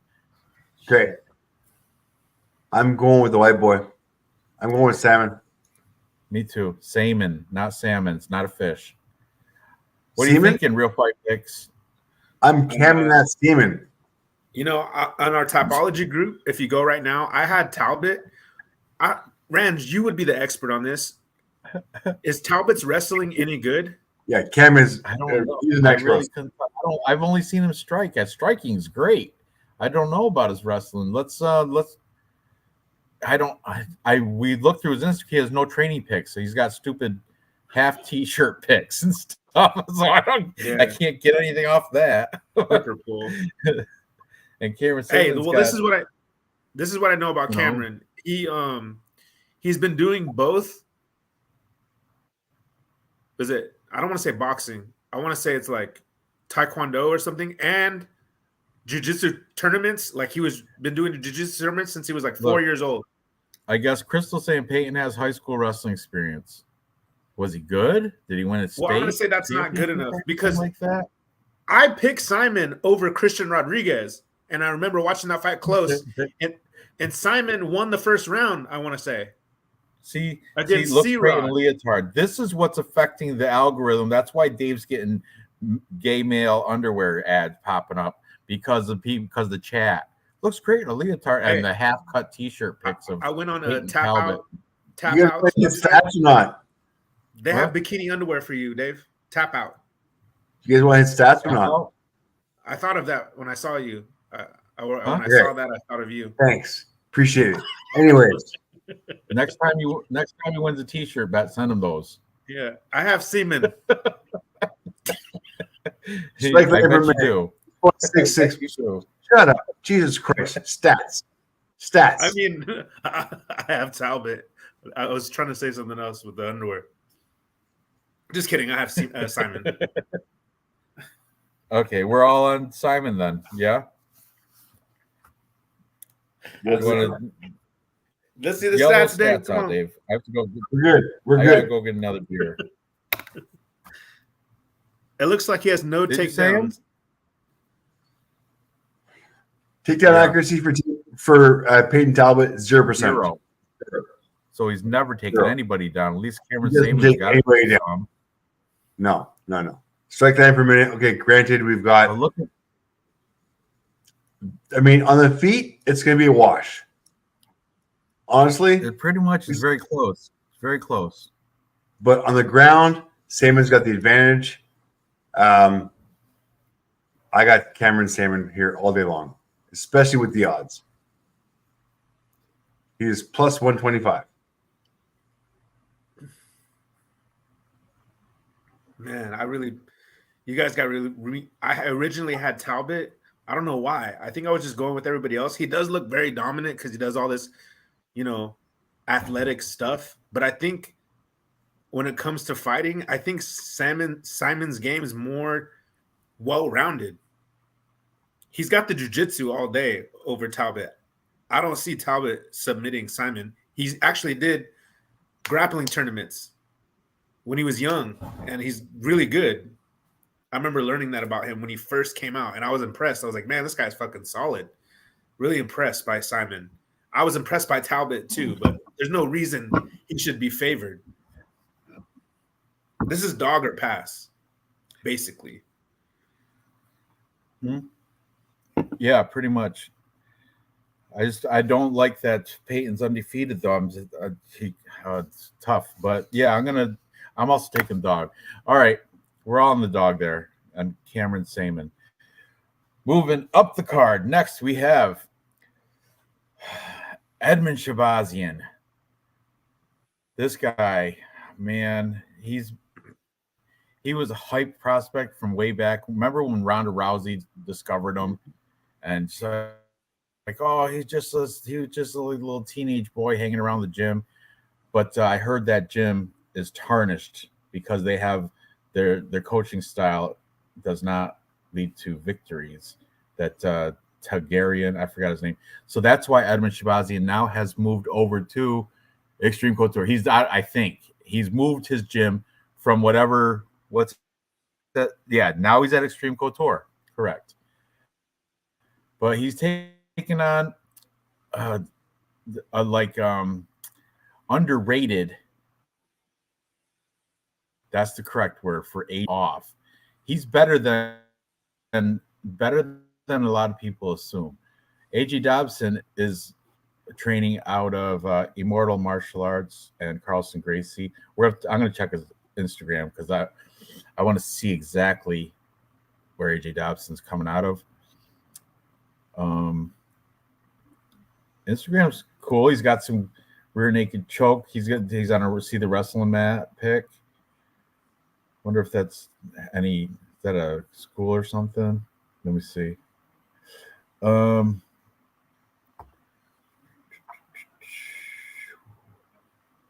Yeah, I think he's still at his Carlson Gracie place, I think, maybe. I don't know.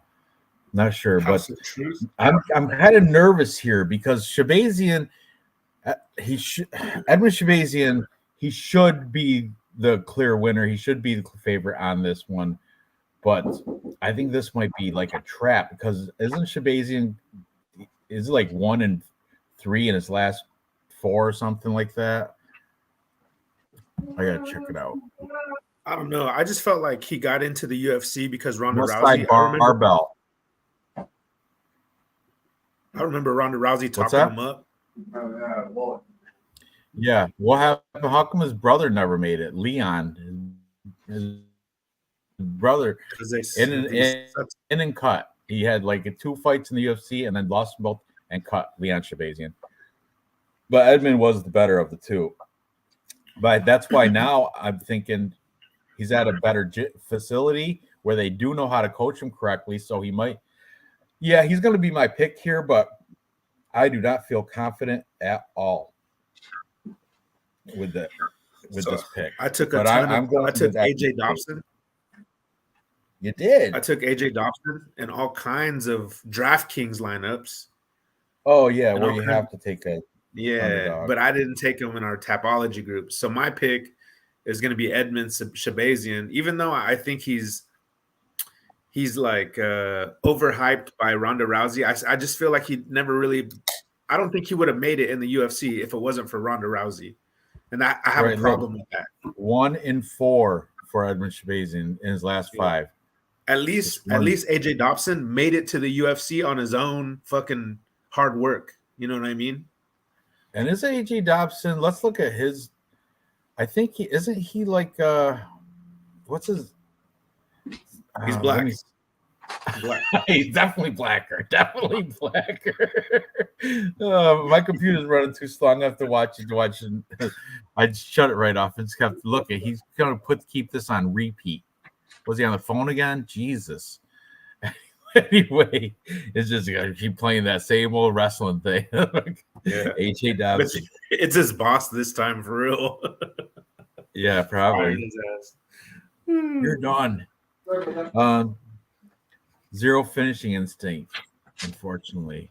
Yeah, but he's knocked people out. He's got power in his hands, doesn't he? He looked like shit though. He didn't look like he looked soft, and Edmund looked like in better shape when they matched up. I remember watching these face-offs, this particular one, and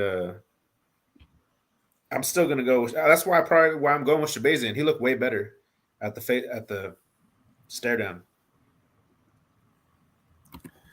Edmund Shabazian, there he is. I'm going to share my screen with his Instagram while we wait for. Oh, he's back. All right, here's the face-off. Who was that? Your boss? Lisa. Is that her? Who's Lisa? Your boss?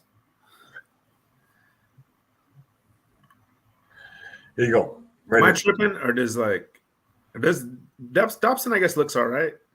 Yeah, he looks fine. I thought Edmund was going to be a lot bigger. He's a little bit bigger, but I thought he was going to be even more bigger. But ooh, give me a piece. Give me a piece. Oh, pizza, not Lisa. Pizza. Hey, I'll tell you this though. Edmund Shabazian came in at the last minute to weigh in. He looked like shit, and he looked relieved to have made weight. But I know that doesn't mean too much because he made it the first time, and he's going to get to rehydrate. But that's just, Yeah, that's a good take, though, because bad weight cuts can really drain a person. Some don't recover that as well. You know what I mean? And right here, AJ Dobson looks just absolutely fine. Yeah, he does. Like he didn't. Oh, she was the first one. She was the first one. Well, I'm looking for. Who are you looking for? You tell me when you find it. Go ahead, fuck around. You tell me when you find it. Oh, he was towards the end, before the face-offs. Yeah, I see Rose now. Yeah. Okay, Dobson looks like he has skills, but just waits. He is a little bit too patient, right? He's looking for that counter. But Edmund Shabazian, I know he gasses though, doesn't he? Like, doesn't he blow his load the first round or the first like 3 minutes, and then the rest of that he just open mouth breathing. That's why I'm hoping Extreme Couture fix that. And that's Trey Ogden, Dave. I know. I'm just looking. So Russian. And what? Oh, sorry. Fake lips. I can't see nothing. I can't see what you guys are looking at. Well, you can now, right? I'm looking at Yes. Edmund Shabazian's. Oh, look. There's our boy. There's Strickland, and this is Eric from Extreme Couture. Eric Nicest, right? Nisik. Nisik. Thank you, Eric Nisik. That's All a right, good look there you right go. there. That's a good look. I found your way in. Huh? Doesn't look Look, bad. he's got. Well, look at that crazy respirator thing he's got going on. What is that about? What is that? And there's a tube coming out of it. Is that like a pressurized air respirator? Like it's got a backpack. I think there's a cylinder on that. It's pumping oxygen. What is going on there with that mask? That's a little crazy. It's nutty for me. I think that's an air restrictor. What's that? It's an air restrictor. It helps you train with low oxygen. Oh, really? Good. This is the first time he tried it. The first time he tried the air restrictor. Look what happened. I'm just kidding. He got in a No, stretcher. but a lot of good training picks here. That's why I like it. I like it a lot. But to be fair, we are going to have to check out AJ Dobson. Oh, we did check out AJ Dobson. We watched that stupid wrestling mat video over and over like 20 times because Dave had a phone call and never fucking turned it. So anyway, all right. There you go, Dave. Your show now. I got nothing. He looks like, look at his face. Yeah, he does look a little drained there. Looks like a Edmund fentanyl Gass addict. against high-paced fighters like Fluffy. Dobson, a very winnable fight for him. I heard something about AJ. Hey, Nick Alexander, welcome. Heard something about AJ Dobson who wants to get this win badly to honor Mark Coleman. Oh, because of the fire? Because he saved his parents in a fire? So what's that to do with anything? He's back training already, Mark Coleman. So he was the luckiest man in the world after he saved his parents. I don't know why AJ Dobson got to honor Mark Coleman didn't die or nothing. Eric Nixick's boy just got destroyed today. Bellator to an old pit bull. Oh, what was his name? Yes. I heard he was. That was a good odds on that to take, but I'm glad I didn't. I stayed right away from all that Bellator crap. Gear helps you train VO2 max. Oh, Crystal, you're on to this. He's been training up his cardio based on some posts. Yeah. They put his ribs wrong when they built them. All right, what's the stats, Dave? Edmund 3.46 strike line per minute versus AJ Dobson's 4.38. Strike absorbed 4.13. Negative striking ratio for Edmund against AJ Dobson's 5.25. Also negative striking ratio. On the ground, Edmund 2.17 versus 1.82. Takedown accuracy 39 versus 75. Edmund likes to take the back, fall on the back. That's, you know what I mean. Takedown defense 63 versus 64, pretty much a wash. I'm still liking AJ Dobson here, guys. I like the volume on the feet. I get it's going to take more, but you know what? The fact that he takes more punches doesn't mean that Edmund can fucking throw more. No. That in that ratio, I'm all over AJ Dobson on this one. On the ground, slight advantage to Edmund, but fading the Ronda Rousey Edmund. Sorry, can't do it. Yeah, AJ Dobson. Well, he switched gyms, brother. He switched a long time ago. I know. I get it. AJ Dobson, 7-2-0, about to go 8-2-0. Do you really get it? You say that with it. I get it, but I don't know if you really do. I really do. I don't think you do, though, because he's extreme. Eric Nixick, he's extreme couture now, so you can't. Ronda Rousey is just an old. That's a bad taste in his mouth. I know. It's a bad look. But wrestling now, isn't she? Guys. Anthony Hernandez took him down 6 times. Fluffy Hernandez is remarkable. He is one of the best. Fluffy Hernandez tapped the black belt hunter, Rodolfo Vieira. So remember that? So I get Anthony Fluffy Hernandez is a remarkable fighter and person. Nasruddin Imanov pieced him up on the feet and almost subbed him 4 times. Nasruddin, the Russian sniper, the Russian Jack sniper Manson from France. That's Jack also been. He was in a headlining main event like 3 weeks ago. That Nasruddin Imavov. Jack Manson took him down 3 times. I think so. Jack Brunson took him down 4 times. Anthony Hernandez took him down 6 times. Are you listening to the names that you're Go saying? down, Dave. Go down. Let's see. Marsh. Are you listening to the names that you're mentioning, Dave? They're Bird? all those guys are ranked or should be ranked. I Every know. one of them you mentioned are ranked. But okay, so his take. Look at your AJ Dobson. Let's look at AJ Dobson. Oh, he took out Tafan and Chukwi, unanimous decision with Tafan and Chukwi. Okay, lost to Arm Petrosian, lost to Jacob Malkoon, both probably by wrestling, but I don't know. Unanimous decisions both ways. Who knows? Before that, contender series against some guy I can't even say his Hashim Arkhaga, 6-0 guy, rear naked choke. Before that, nobody worth. He had a cancel against Logan Story. That's the best name I see before. Willie Whitehead. That sounds like a prank phone call. Hey, can I speak to Willie Blackhead? Sorry, wrong people. Hey, 0-0 guy, Willie Whitehead. Is that even a real name? That sounds like a wrestling fucking soapbox. Jesus Christ. Are you done yet? Yeah, I'm ready. Okay. Jesus Christ. He lost against Jacob Malkoon in his prime. He lost against Armin Petrosian. That's it. Come on. That's it. That's his 2. He's 1-2 in the UFC. That's it. He lost 2 of his 3 fights in the UFC. Against fucking and he beat Tafan Chukwi, amazing guys. Tafan Tafan Don, and Chukwi. And he had to go to decision, regardless. Okay, point being, the bet is going to be to decision. Decision. Oh, Edmund's the same way. Decision. Okay, let's get off your fucking repairs. Edmund's never won a decision, though, right? Let's make some fucking money. Let's make some fucking money. We're all about decisions here. Jesus Christ, you guys are horrible. I don't think Edmund's won a decision. Edmund minus 188, Dobson plus 162. Jack Manson, who just killed Piper recently, like 2 weeks ago. Yeah, that's the same guy. Same guy. Okay, that guy. Fight to go the distance. Yes, plus 115. This is where your money is made. Jesus Christ. Plus money right there. Plus 115. You want to look at your props? I don't care who the fuck wins. It's going to go decision. I am looking at plus 115. Fight to go the distance.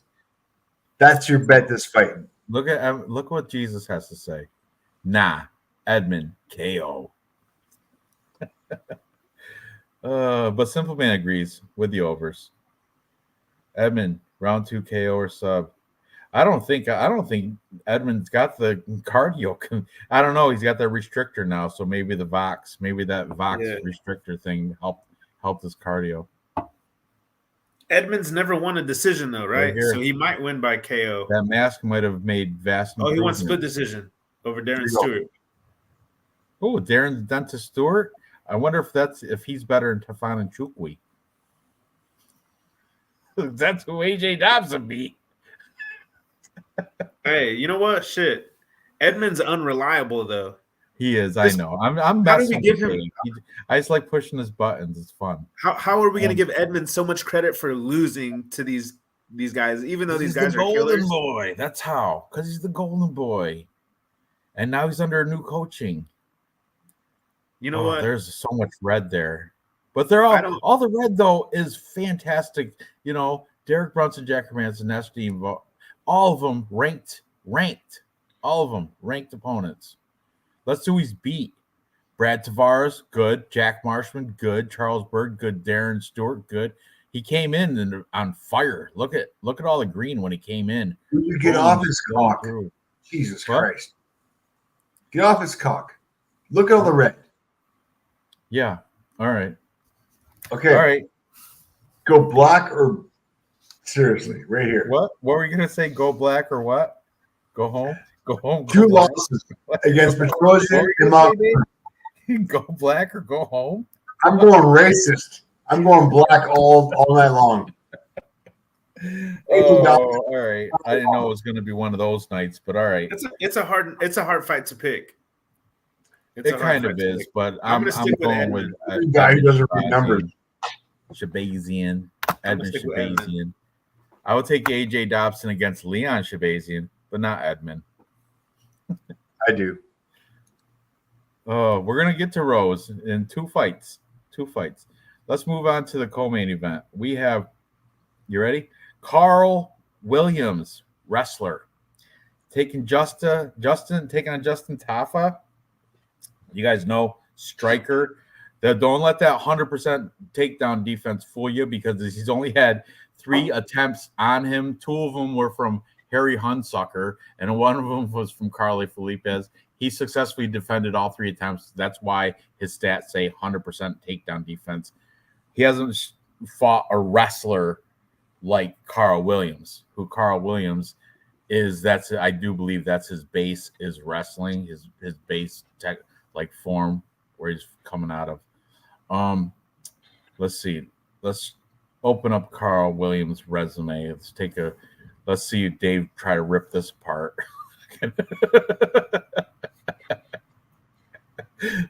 I'm just messing with you, Dave. All right, 9-1. His one loss was back in 2021 against a guy named Jason Butcher in some sloppy regional scene. He got choked out by a triangle choke. Since then, he has beat nobody until Lucas Brzeski, 8-2 guy. I watched that fight, and that was his debut. Yes, it was his debut, and then he beat Chase Sherman, but it's a lot. 10 other people have too. 11 other people have too beat Chase Sherman. So it's not like holy shit, he beat Chase Sherman. It's none of that crap going on. He was supposed to fight Junior Tafa, but then remember Justin was supposed to fight somebody else, and Junior took a spot and got his ass whooped. Remember that just happened like 2 or 3 weeks ago.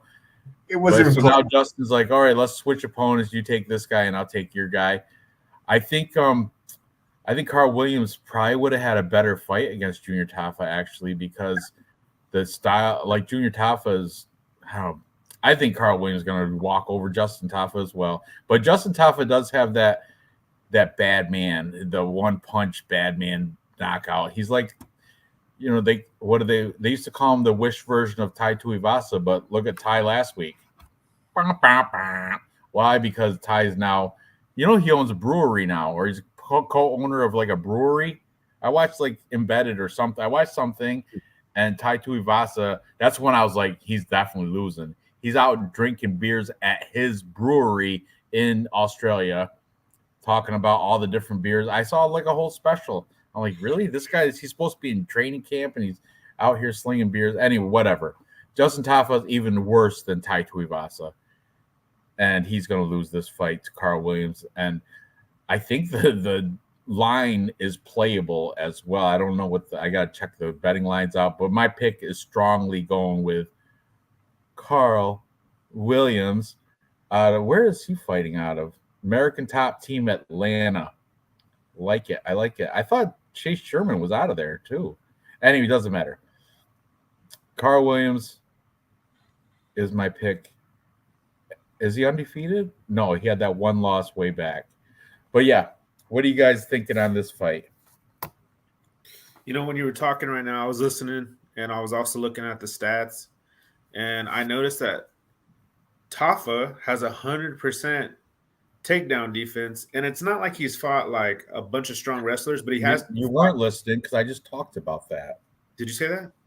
I did, and Harry Hunsucker and Carlos Felipe, they're the 3 attempts made on him, and he happened to defend the 2 from Harry Hunsucker and the 1 from Carlos Felipe. Those is why he got 100% takedown defense. There's only 3 attempts ever on Justin Tafa, so that's why. I mean, I can defend a takedown from Harry Hunsucker. And no, you can't. Yes, I can. Yeah. I can sprawl like a motherfucker, Dave.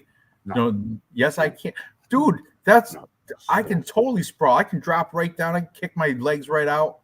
Fuck yeah. Huh? Yes. I think you would injure yourself. If you, Yeah, me too. I don't think so. if I you tried anything yoga. close to that, you I need a haven't stretch. done- Tom Segura tries to dunk. Huh? I didn't say I can dunk a basketball, but I can sprawl. And Oh, you know what? You know what? You did surprise me. You do those 5K The American mud marathons. runs, yeah, the 5K obstacle courses. I take it back. I take You it saw back. you thought I couldn't roller skate either. Sent you a video, Yeah, remember? I take it back. I take it back. So I My do it fault. all, buddy. I do it My all. fault. Hey, I can sprawl apologize. on Harry Hunsucker. I know when I'm wrong. But hey, Justin Taffa hasn't been taken down. I'm gonna say Carl wins. I'm gonna pick him in my topology. I got him all over the DraftKings just because he took down Lucas Bresky 8 times, and he may take down Taffa. This may be the first fight that Taffa actually goes down to the ground. I'm gonna say that's probably what happens. But you Crystal's said on it Taffa. yourself. Hey, there's no Taffa reason KO. not to be. There's no reason not to be because he hasn't been taken down. And what happens if he's not taken down? What if Taffa can stand with him? Then what? It seems like Carl Williams likes to go down to the ground. He probably Man. because he's not too comfortable on the feet the whole time. So fuck, I wouldn't be I surprised. know that. Look at he. I did mention all things. It's like, oh, I'm taking strikers now over wrestlers. But you know what? I don't think Justin Taffa's striking's that impressive. Give me Carl Williams for Me too. control time. Give me Carl Williams. Lock of the night. That a boy. I like to hear the confidence. Dave, what are you thinking? stats real quick. Strike line per minute, 2.93 versus 5.13. Fine. Good volume for Justin Taffa. Strike absorbed, 1.80 versus 5.93. Negative striking ratio for Taffa. Not a good look. And here is where it's going to count. And here's where you and Ranj are going to make your money. Takedown average, 4.0 versus 0.0. Do I say that again? 4.0 versus 0.0. Yeah. I realize Taffa's got 100% takedown defense. Not going to happen this fight. I hate to say it. Carl Williams, minus 175. Looks good in a parlay. Mm-hmm. I don't know if Carl Williams has the finishing. I don't know if he's going to be able to finish Taffa. I don't know. I think Taffa's going to be a mouth breather round 3. Regardless. So no cardio left. I think he's going to give up. He'll be like, Look yeah, at this go ahead. Against Chase Sherman, decision. Against Lucas, decision. Lawson, decision. Yeah. Lots of decisions here. So I think, honestly, the easy bet here is Carl Williams by decision. We got plus 210. I love it. As far as the bookies go, fight to go the distance, yes, plus 150, no minus 200.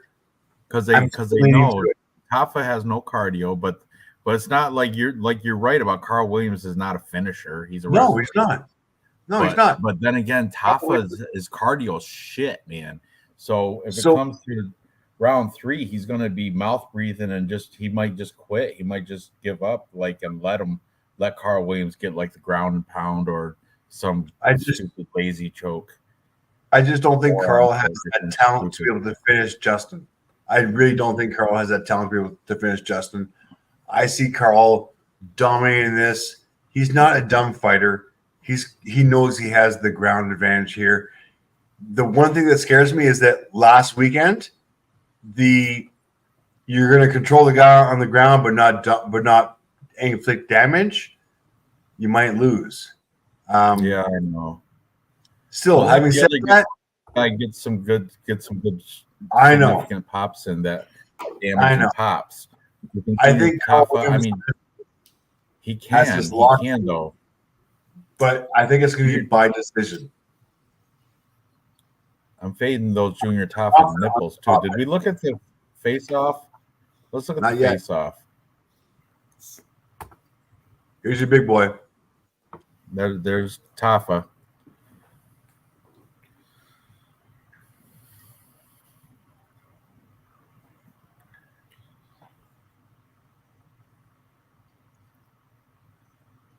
Yeah. Very cool. They size up well. I mean, Shoulder height. yeah, Williams got shoulder height. They're Height. both standing up pretty straight, I would imagine. Yeah, I got size advantage going right here, guys. Yeah, Right he here. look at them, except for the spare tire. I don't know why he put that tattoo right there to accentuate the spare tire on his gut. And that, yeah, that one too, right? The belly button. Yeah. It's disgusting. I knew you were gonna. Oh, I thought you were gonna point to the protruding nipple of Carl Williams. It is protruding out there. It's popped out. Boom, bing. But let's see. Could be similar to Tai Tuivasa getting controlled and submitted. I agree. This is, like I said, this is like the Timu version of Tai Tuivasa, Justin Tafa. Lower hips for Tafa. Tafa would get a few off like Tai, but still lose due to poor conditioning. That's how what I'm predicting right there. Yeah, they're too busy partying, drinking shoeies and shit like that. Watch how Carl reacts when hit by Sherman. Can't trust his heart. I remember the Chase Sherman fight, but hey, he won it. Right? So, all right, let's move to the main event. We're all on Carl Williams and pretty confidently. I know Real Fight Picks is super confident about it. I'm pretty confident with myself. All right, main event. We got these beautiful, fine young women. Amanda Hebas taking on Thug Rose Namajunas. Amanda Hebas 12-4. Thug Rose 11-6. Which one you want to look at first, Dave? I don't care. Pick one. I don't care. I like them both.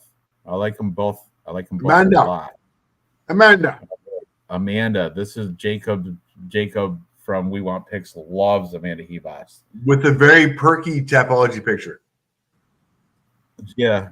She's not as pretty as that right now. That's the old pick. Look at the nips though. Look at the nips in the Tapology pick. I don't know if you can see them through there, but if you can see them if you're looking at the Tapology pick, like on your computer screens. 30 years old, and she is coming off a win against Luana Pinheiro. Before that, she got beat up by Macy Barber, and she did get beat up. That was a bad loss. Macy Barber took care of business on that one. Vivian Rojo beat her by unanimous. And who's this? What is this? Caitlin? Oh, that's Chukagi, and I keep forgetting she got married. Sermonara. That's similar to Saman. I don't like it. Anyway, she lost split decision there. She beat Verna Janarova. Fantastic win there. Lost Marie. She's been like win, loss. She's going on that. But she did have that streak of green right there, which is great. That Paige Van Zant, Randa Marcos, Mackenzie Dern, Emily Shipmeyer. So she there's been some good high spots in Amanda Hebas's career. She's got that positive Amanda Hebas energy, but she's taking on Thug Rose. Thug Rose is champion material. Look right there, her Tapology kick. That's kicking Weili Zhang right in the freaking knocked her out with that kick right there. Knocked her out. She knocked set her up too. She set her up. Yeah, she stood up and she didn't even know where she was. But you know what? In Weili Zhang's defense, that was in Jacksonville, and boy, I never heard a Chinese girl get booed so bad from Floridians. The Florida crowd hated her. She was good. I think she was almost verge of crying when she came in, because this is during like the first fight since COVID, and everybody blames the Chinese for COVID. Man, did they hate on Weili Zhang in Jacksonville? Hated on her. But that's why there was a rematch, and she won the rematch too. But it was split decision, very close. It could have went either way. But the first fight where she got that head kick that's in the picture, that was in Jacksonville, and I felt so bad for Weili Zhang, so bad. It's not she didn't start COVID, but you know what? Florida blamed it all on her. Like you fucking kick her COVID ass. Bring that shit to our country for real. They were saying, Floridians are crazy, cray. and they showed it. But look at Rose as of late now. Okay, she lost to Carlos Esparza, lost a grappling match to Jillian Robertson, rear naked choke in a minute. That's just straight up grappling. And most recently, she lost unanimous decision to Manon Ferrero. You give her a pass on that one. It's Manon Ferrero, who we're going to talk about. She's going against Erin Blanchfield in Atlantic City next week, right? Or next weekend or whatever. She's gonna lose. She's gonna lose. Yeah, I agree. I love it. Erin Blanchfield. Love her.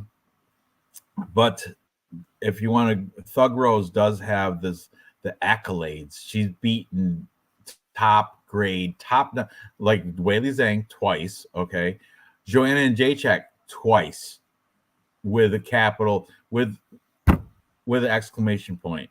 First time by knockout, second time by unanimous decision. Before that, Karate Hottie, Michelle Watterson. Take some losses in there though. Jessica Andrade, but Jessica Andrade, she has the ability, she can beat anybody on the give, like not Erin Blanchfield, but she can beat most girls just through her aggression. Karolina Kowalkiewicz, that the Polish fighter there, I think she's going to like the Hall of Fame or something. Is it her? Or is that Joanna and Jacek? I don't know. But anyway, Joanna and Jacek went to the Hall of Fame last week. Oh, okay. So it was her. I know they're both of them are Polish fighters. Karolina Kowalkiewicz and Joanna Jacek. Karolina retired and then came back. Yeah, and she's doing good right now, I think, Karolina. Yeah, but my point is the resume ever since pretty much the beginning, way back. She's been fighting named fighters like Tisha Torres. Her first loss. After that, pretty much everybody has a name that you know, except for a couple here and there, like Alex Chambers. But look, Joanne Wood, you guys know she just retired. You know, Rhonda Marcos, you guys know her. You can go through every one of these girls. Tisha Torres, Paige Van Zandt, Elite, Angela Hill, all of them. You know their name. And Rose Namajunas has a better resume, and I think we're up to take a look at their Instagrams, Dave, because I'm leaning Rose. I think I'm going to go there, but Amanda is a live dog. She's plus money, and it's a female fight. It can go either way. You know what I'm saying? All right, here's Rose. Yeah. Here's Rose. With Pat Barry. Yeah, Pat Barry. That's a fade. I'm not a Pat Barry fan. I'm not a big fan of Pat Barry, but Rose is a beast, though. Look at her. She's awesome. She is awesome. All right, next picture. Or scroll down till we see something cool. That's some old footage. Yeah. Some wrestling, maybe. God bless. Nothing. All right. Sorry. Whatever. The team, whatever. Okay. Look at the ceiling there. That's awesome. That honeycomb look. That's awesome. Lots of lights. Yeah, those lights. That's pretty cool. Well, skiing. There you go. You like that, Dave. I know you like that. Up on the slopes. I know that's not Revelstoke. There's not enough snow to be Revelstoke. Oh, and getting baptized again. How many times do you need to get baptized, girl? I know. It's like she does on days off. What are you doing today? I'm going to go get baptized again. I love Jesus. MMA Jesus. MMA Jesus loves you too. Yeah. Barry beats her. I've been skipping out on chat, but look. All right, let's start. I see some funny shit in chat. Hold on. Okay. Move the name and you'll fade the 11 and 6 girl, I imagine. Okay. The real reason for COVID was Fauci's funding, correct? Don't doubt the fatter ass theory. Who's got the fatter ass in this one? Probably Amanda Hebosh, right? Let's Oh, wait a see. second. Let's see him. I mean, just because she got a shaved head, she's still a good-looking girl. Rose. You can only pull that off if you're like hot as fuck. And look at the asses. Amanda Hebas looked like she had SpongeBob SquarePants on. She's cutting her Peruvian flake with no ass at all. Yeah. I think Thug Rose might have the fatter ass. I like how she walks. Man will obviously Aaron lost round 1. Tally Santos, man will destroy her for 3 rounds. Don't get, you know what? Now Now that they're fading wrestlers and giving the strikers the advantage, you might be right. But I don't know. We'll see. She I might think destroy Aaron her for 2 Blanchfield, though, rounds, she's maybe. not going to just grapple. She's going to go for a submission. And I think she's going to probably get a submission over Amanda Ferraro. Figueroa doesn't have 3 rounds. She fades the 3rd round. Oh, that's right. Dave, we were talking about that earlier. Dave is going to get you a shirt. Oh, yeah. Good job. Noah Mecca. Yep. Whoa, Remember, fuck. Noah Mecca, first on Tapology. Hang on a second. All Hang on a right. second. Hang on a second. Where is he? Hmm? You bring this shit up right now. That was a great That was job. pretty fucking tight. I There still it have is. never. Noah Mecca. Right there. Yeah. Wing Typology, Group 926. Yep. Join the team. Yep. And Get- wins. Too perfect. Message Dave on Instagram, and he'll get you a shirt. If he doesn't, if he fails to that, you can private message Ranj Capper, and if Dave can't get you a shirt, I'll fucking get you a shirt. I'm a paycheck to paycheck guy. I try. You need to stop. You're fine, Dave. You work like 59 hours a week. Yeah. You I'm got it. sorry. Yeah. I don't get paid fucking overtime, bitch. What? They don't have overtime in Canada? I'm on salary. I don't get paid overtime. Oh, that's shit. Yeah, no kidding. Tell me about it. Sounds like someone else is the bitch. Yeah, me. I don't know in the world Bulgarian was around. Oh, I know. I've been bitchy about that all night. Don't put me. Makes me drink more. Oh, Yeah, I think Rose has a fatter ass actually. look at her. Look how Right she there. walks. Stop. Dave, you missed it. Oh, Rose does man. have a fatter ass. She's definitely got the fatter ass. And boom. One more. That's Ah, nice. Baby. Whoa. I Okay. don't know. It's kind of Slow it flattish, down. though. It's kind of flat. Yeah, look at Rose. Rose got a fatter ass. Look at the underwear line right there. Yeah. She might have granny panties on, but still. It's more round. Like there's more Yeah, of it's definitely more boom. Boombastic. This is the funny one right here. Pat Barry looking full metal Jack he was when he's sitting there with his little tubby gut and everything when he's sitting on the side of the mat watching No, Rose. that was bad. He was looking a little Full Metal Jacket. I like the reference. Good movie. I know if Rose didn't have Pat Barry, I would be all in on her. Oh, looking at Montserrat Rendon. She's all right. I like the tall Russian better. Rose looks like a swimmer. Like a diver. Cody Gibson looks like Darren Till. He can't get over it. Don't tell me he doesn't. Looks fucking could be Darren Till's twin brother, little brother. Her said she talked about Whitman when she gets to Mike Ben. Still look good. Oh, Reebok's ass looks juicier. I don't know. Right there, we get the best look, and we got the bikini on. Oh, I see the little crevice. It's like a little curve.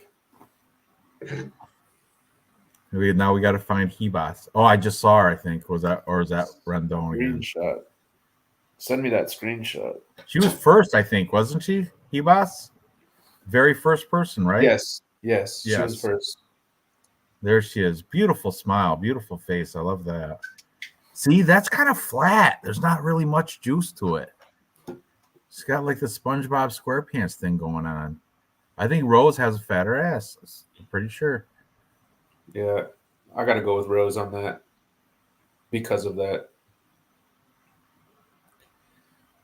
Reba sits down too much, probably. Oh, that was a good pick though. I don't know. That is nice though, right there. Yeah, Nice and curvy. I'm gonna go off cam for a second.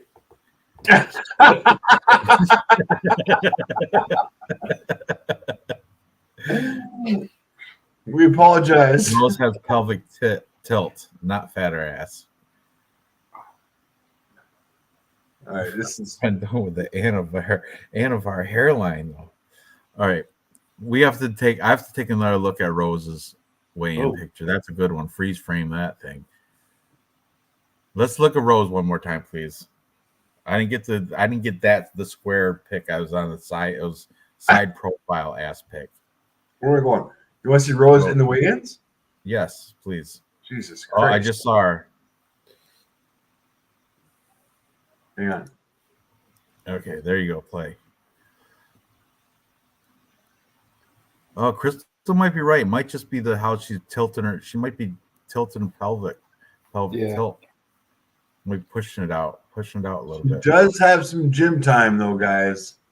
She's definitely always in the gym. Does have some gym time. Yeah. Pat Barry naking her. She got some gym time. Get that fat ass in the gym. Shave your head again. Starting to grow back. Shave that shit. Hey, you know how she's like all religious? Oh, she doesn't even do at least Amanda flashed it so you could see the full frontal. She's religious. Yeah, I heard that, right? Hey, but it's a trip, because she's like because lots of religious people, like especially like people who get baptized and talk about being saved and all that stuff, they don't have they have husbands, not like just a boyfriend. And like they're shacking up. Is she Mormon? Like multiple husbands? No, I'm just saying like she's living with Pat Barry. They're not married, and that's a sin, and she's kind of like a hypocrite. She's a hypocrite. That's why she keeps cleansing her soul with the holy water, every with the week, baptism over and over. She's doing stuff. They're sleeping together. Yeah, she's trying to get over the sins that she's doing with Pat Barry. Yeah, they fornicate. Don't worry, baby. Tomorrow you can just go tomorrow and get baptized again. It'll be all gone. Yeah, it's called fornication. That was my personal religion a long time ago. Fornication? Yes. There she is. Oh, this is to make up for what me and Pat did last night. Thank you. Feel so much better.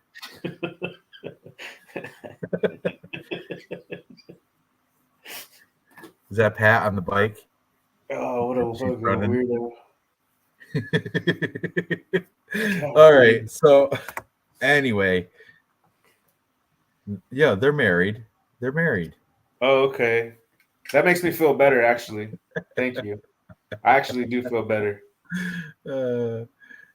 Rose such mental. I don't trust her as a favorite ever. I know. Yeah, that's why it's a female fight, first of all. So it's a coin flip right away. I put Amanda Ribas plus 5.5, which you can do on BetOnline, and you can do it on DraftKings Sportsbook. What's the line? What's that line? How does that work? Let me see. I'll check on right here on BetOnline. I have it up anyway. I bet you a minus 160 with that. Let's see. That's pretty cool. Yeah. So she just has to win. Amanda Ribas, listen. Amanda Ribas plus 5.5 points is still plus money, plus 120. Oh, the judges, it comes down to like 47, 40, 49. She has to win like I think one of the rounds or one or two rounds or something like that. So if it's split, most likely you win. Yeah, definitely. If it's a split decision, you win. And if Amanda Ribas manages to somehow finish it, you win. But if she doesn't, she could still lose a split decision, but you'll still win because you're plus 5.5 points. You know what I mean? Tight. I like that. For plus money, that's a great bet. Plus 120. I'm doing it again right now. I did it on DraftKings earlier, but I'm going to do it right now for we'll say $50. So 50 will pay back 60.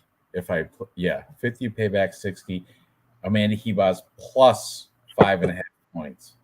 Bet placed. There it is. But on Tapology, I think I probably go with. I think Thug Rose is probably going to be the raising her hand.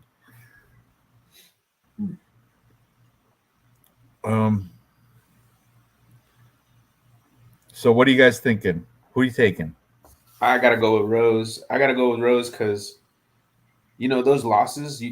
That was a weird fight with Carla Esparza. Plus, Carla Esparza is decent, and then that last fight against Figueroa, she probably won the third round, and she was a small fighter, and Hebus.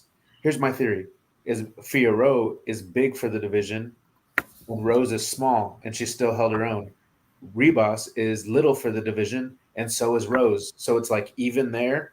And I feel like, she's going to at least win 3 rounds. Yeah, 3 rounds. She's at least going to win 3 rounds. Who's that? Rose. She's got 3 rounds in the bag. Yeah. Dude, Rose was my fucking favorite fighter. Somehow she turned a switch on. When she went on that championship run, she turned a switch on. She wasn't going to lose to anybody who was shittier than her. And I'm not saying Rebus is shitty. It's kind of a shitty way to put it. But I don't think she's the better fighter. I really don't. Rose is special. I loved Rose. She's no longer my favorite because she really let me down when she was being weird about being the champion and not wanting that kind of attention. And when people would cheer for her, she would kind of act like she's weird about it. I hated Rose for that. I don't like her no more. I used to get nervous when she fought because I liked her so much. And now I don't feel shit. And, but she's good. I followed Rose for a while, and I followed her Hebos too a little bit. And Hebos and Mackenzie Dern, they don't take damage well at all. They're the 2 worst damage takers I have ever seen in the UFC. And Rose can put it on her. Rose with one shot, she could put Rebus out. And I don't think Rebus can do that to Rose. She's just too good. Rose is good. Rose is good. She's special. Rose's karate is way better than Rebus. Way better. All right, Dave, I hear you laughing. Go ahead. I'm not laughing. I love Rose. Let's just not speaking about slur. So let's just not talk about funny Pilsners are hitting. I got to pee. Go ahead and you give your spiel. I'm still -8. No. Rose is not a skilled fighter. Let's be honest here. She gets put together. The sun shines at some point in time where all the moons and stars and align, and Rose happens to get a win. I get it. I'm a huge fan. I'm a huge Rose fan. It's time to move on. Amanda Rebus, strike time per minute, 4.92 versus 3.68. Volume going to go to Amanda. Strike absorb, 3.33 versus 3.53. Pretty much a wash. Takedown, 1.99 versus 1.49. Advantage Amanda. Takedown defense, 87 versus 60. Takedown accuracy advantage. Striking accuracy advantage. Defense advantage. Reach advantage. She doesn't have the height advantage, but she does have the reach. Average fight time advantage. Record advantage. How is Rose even remotely close? Because besides Weili Zhang, which I think were 2 lucky wins, let's be honest, it's a good matchup for her. She was matched up very well with Weili. I get those wins. But since then, nothing. And I'm sorry. It's the end of the Rose career. Retirement, gloves are going to be pulled off. She's done. She wasn't even interested in fighting back in the day. All over Amanda, all in. On a girls' fight, not putting too much money, but plus 175, I love it. Fade and Rose. Yeah, I'm taking Amanda Hebos too. Oh God. Yeah. Shit. Sorry, Rose. Love you dearly. Hang the gloves up. Help out some kids. It's over. Perry lost interest once she turned 17. Yeah. Oh, that's funny. All right. So we have to come up with a 3-leg parlay now. See, it looks in the face off, so it looked like Rose's butt protrudes a little bit more. It doesn't matter, whatever. So bad angle. So inconclusive That's factor. horrible. I think It's not aged gracefully. she looks like a 14-year-old boy. She does not age gracefully. It's at all. Let's so all the prelims we agree on except for Miles Johns, Cody Gibson's, because Dave's taking Cody Gibson, and I don't blame you. I might take little junior Darren Till as well, but right now I'm signed up with Miles Johns because of the age being ageist. Oh, and Dave's also taking Juicy J. We're both on Carter. Hey, that fight, I don't know about that fight. Juicy J might win. I just say under 2.5. I agree. That's not going to make our parlay anyway. So we're all on. Okay, these are the ones we're all on, starting from top going down. We're all on Carl Williams minus 182. That might be playable. Okay. Next one, we're all on Cameron Saman plus money. But man, I don't want to. I'm nervous. Peyton Talbot's so good. Yeah. So I don't want to keep that one out of it. Okay. Right. We're all on Billy Q. I got him minus 105. That's a very tightly lined fight, but I think he's going to win with his output. Yeah, I got him plus 100. Yeah, I know. I remember you saying that. So Billy Q might be one of them. Then the next one we're all in agreement on would be Stephen Gwynn minus 157, and that against Jarno Aarons. That one I'm pretty freaking confident he's going to win that. I love that. That's my favorite one. We're all taking the Russian girl Daria, but we don't do girl fights. Are we? What? What are you taking, Montserrat Rendon? Oh, no, but I'm not confident on the Russian. No, we don't put girls. We learned our lesson. Girls. We're just saying. We learned our lesson with Josie Nunez. Fucking way. No more girls. No more girls. Dave sobered up. He sobered up at that one. I know. What do you mean? Yeah, I did take the Russian. Whatever, Dave.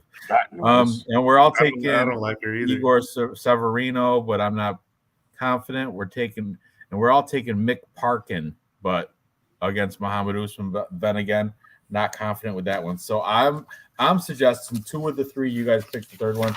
I think Carl Williams, throw him in there. Billy Q. And I would make my third one, I think, would be Stephen Gwynn. I think those 3 should be the ones. I'm going to play that parlay, 3-leg parlay, whether you guys want to anyway. Yeah, no, I like Steve. I'm all in on Steve. I like it. Yeah, I like Steve too. Yep. And Billy Q and Carl Williams. Yep. A good one. Yep. Yes, sir. All right. Let's. Talbot seems to be a potential fraud check victim. To me, we're all on Cameron Saman as well, but I'm just nervous about that one. Yeah. Okay, this is tough card parlays. Don't trust anyone, to be honest. Yeah, the Russian is fat ass. Definitely. That Russian, I like her. What's Daria Zelezniakova? She's hotter than Rose and Amanda Ribas, I think. Anyway. Fake face. Well, Talbot seems like with his half shirt, his Instagram's cringy. Hated it. Half shirt and Circus du Soleil stuff.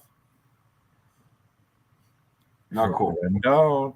Anyway, let's. I'm gonna put this into Bet Online, see what it pays out. Carl Williams, Billy Q, and Stephen Gwynn. So.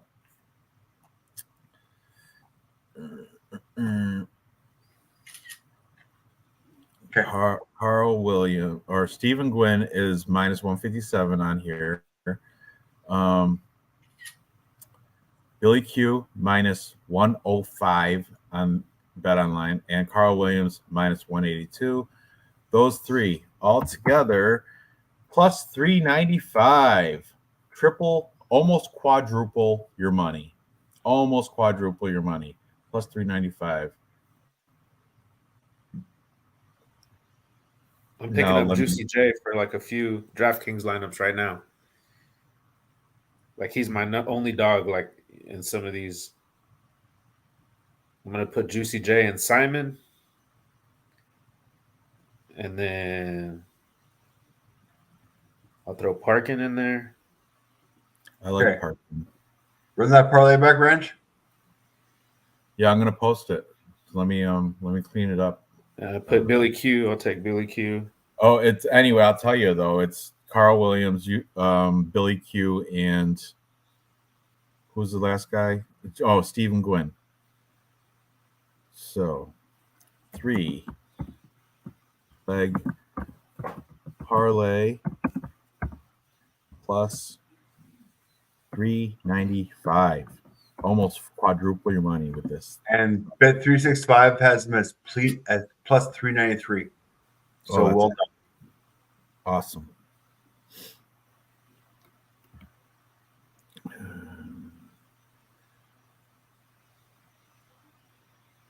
Okay. Clean that. And clean that. So here we go. Stephen Gwynn, minus 157. Billy Q, minus 105. Carl Williams, minus 182. And there it is. Post it. There you go. 3-leg parlay plus 395. Stephen Gwynn, Billy Q, Carl Williams. Lock it in. It's winning this week for sure. I don't think we've ever lost 3 times in a row. I think we've lost twice, and then we've always found a way to win the third time. Last week was just horrible because of the Bulgarian robbery and Josie Nunez. Who would have thought that anyway? Remember how dead that Chelsea Chandler looked at the weigh-ins? Oh my god, who would have known? Who would have thought? Chandler was bad. That was a bad fucking call. That's what I'm saying. Talbot been working on head movement with Jeff Molina. You know what? His Instagram is so cringy with the half shirt, androgynous. And then the Circus Soleil stripper pole dancing. That stuff. He's like an androgynous hipster. The Brian Battle fucking fight killed me. Brian Battle versus Lusso. That was bad. Oh yeah, that one was shit too. OSP versus Kennedy. Really? OSP versus Kennedy killed me too. Oh yeah, that one killed everybody. That was shit. I mean, we all had Macy. We all. I didn't have a lot in that. I didn't have that fight in a lot of because Kennedy was so chalky. Wasn't he like he was like a minus 500 or something? Wasn't he? Something ridiculous. So I didn't even have him, and I didn't lose money on that because he wasn't in any bets. Yeah, I don't remember losing money on him either. I told you. My boy's a head case. And you know what? Actually, I had a scratch off on OSP, so I was rooting for him as well. But on Tap Out, I didn't get my picks in. I'm doing my picks right now because last week I freaking at 3:58 I realized shit I didn't put my at 4 o'clock fight started. I was like shit I didn't put my Tapology picks in. Doesn't matter. I would have lost anyway. To Noah. I know that fight was awesome. It was. I enjoyed watching old SP. I enjoyed watching that. And you know, his corner told him, his corner told him, "Don't let him forget why you were here," or something like that. It's like show them that you haven't forgotten. They said something like that, and I was like, I heard the Rocky theme in my head. Like, yeah, OSP, don't let us forget what made you a UFC superstar mainstay. Awesome. And Kennedy and Chuku just cut that loser. He sucked. That's bad. What? That was bad. It was bad. It was embarrassing. I would have been embarrassed if I was Kennedy and Chuku. I would have rather got knocked out than he was just so hated it. All right.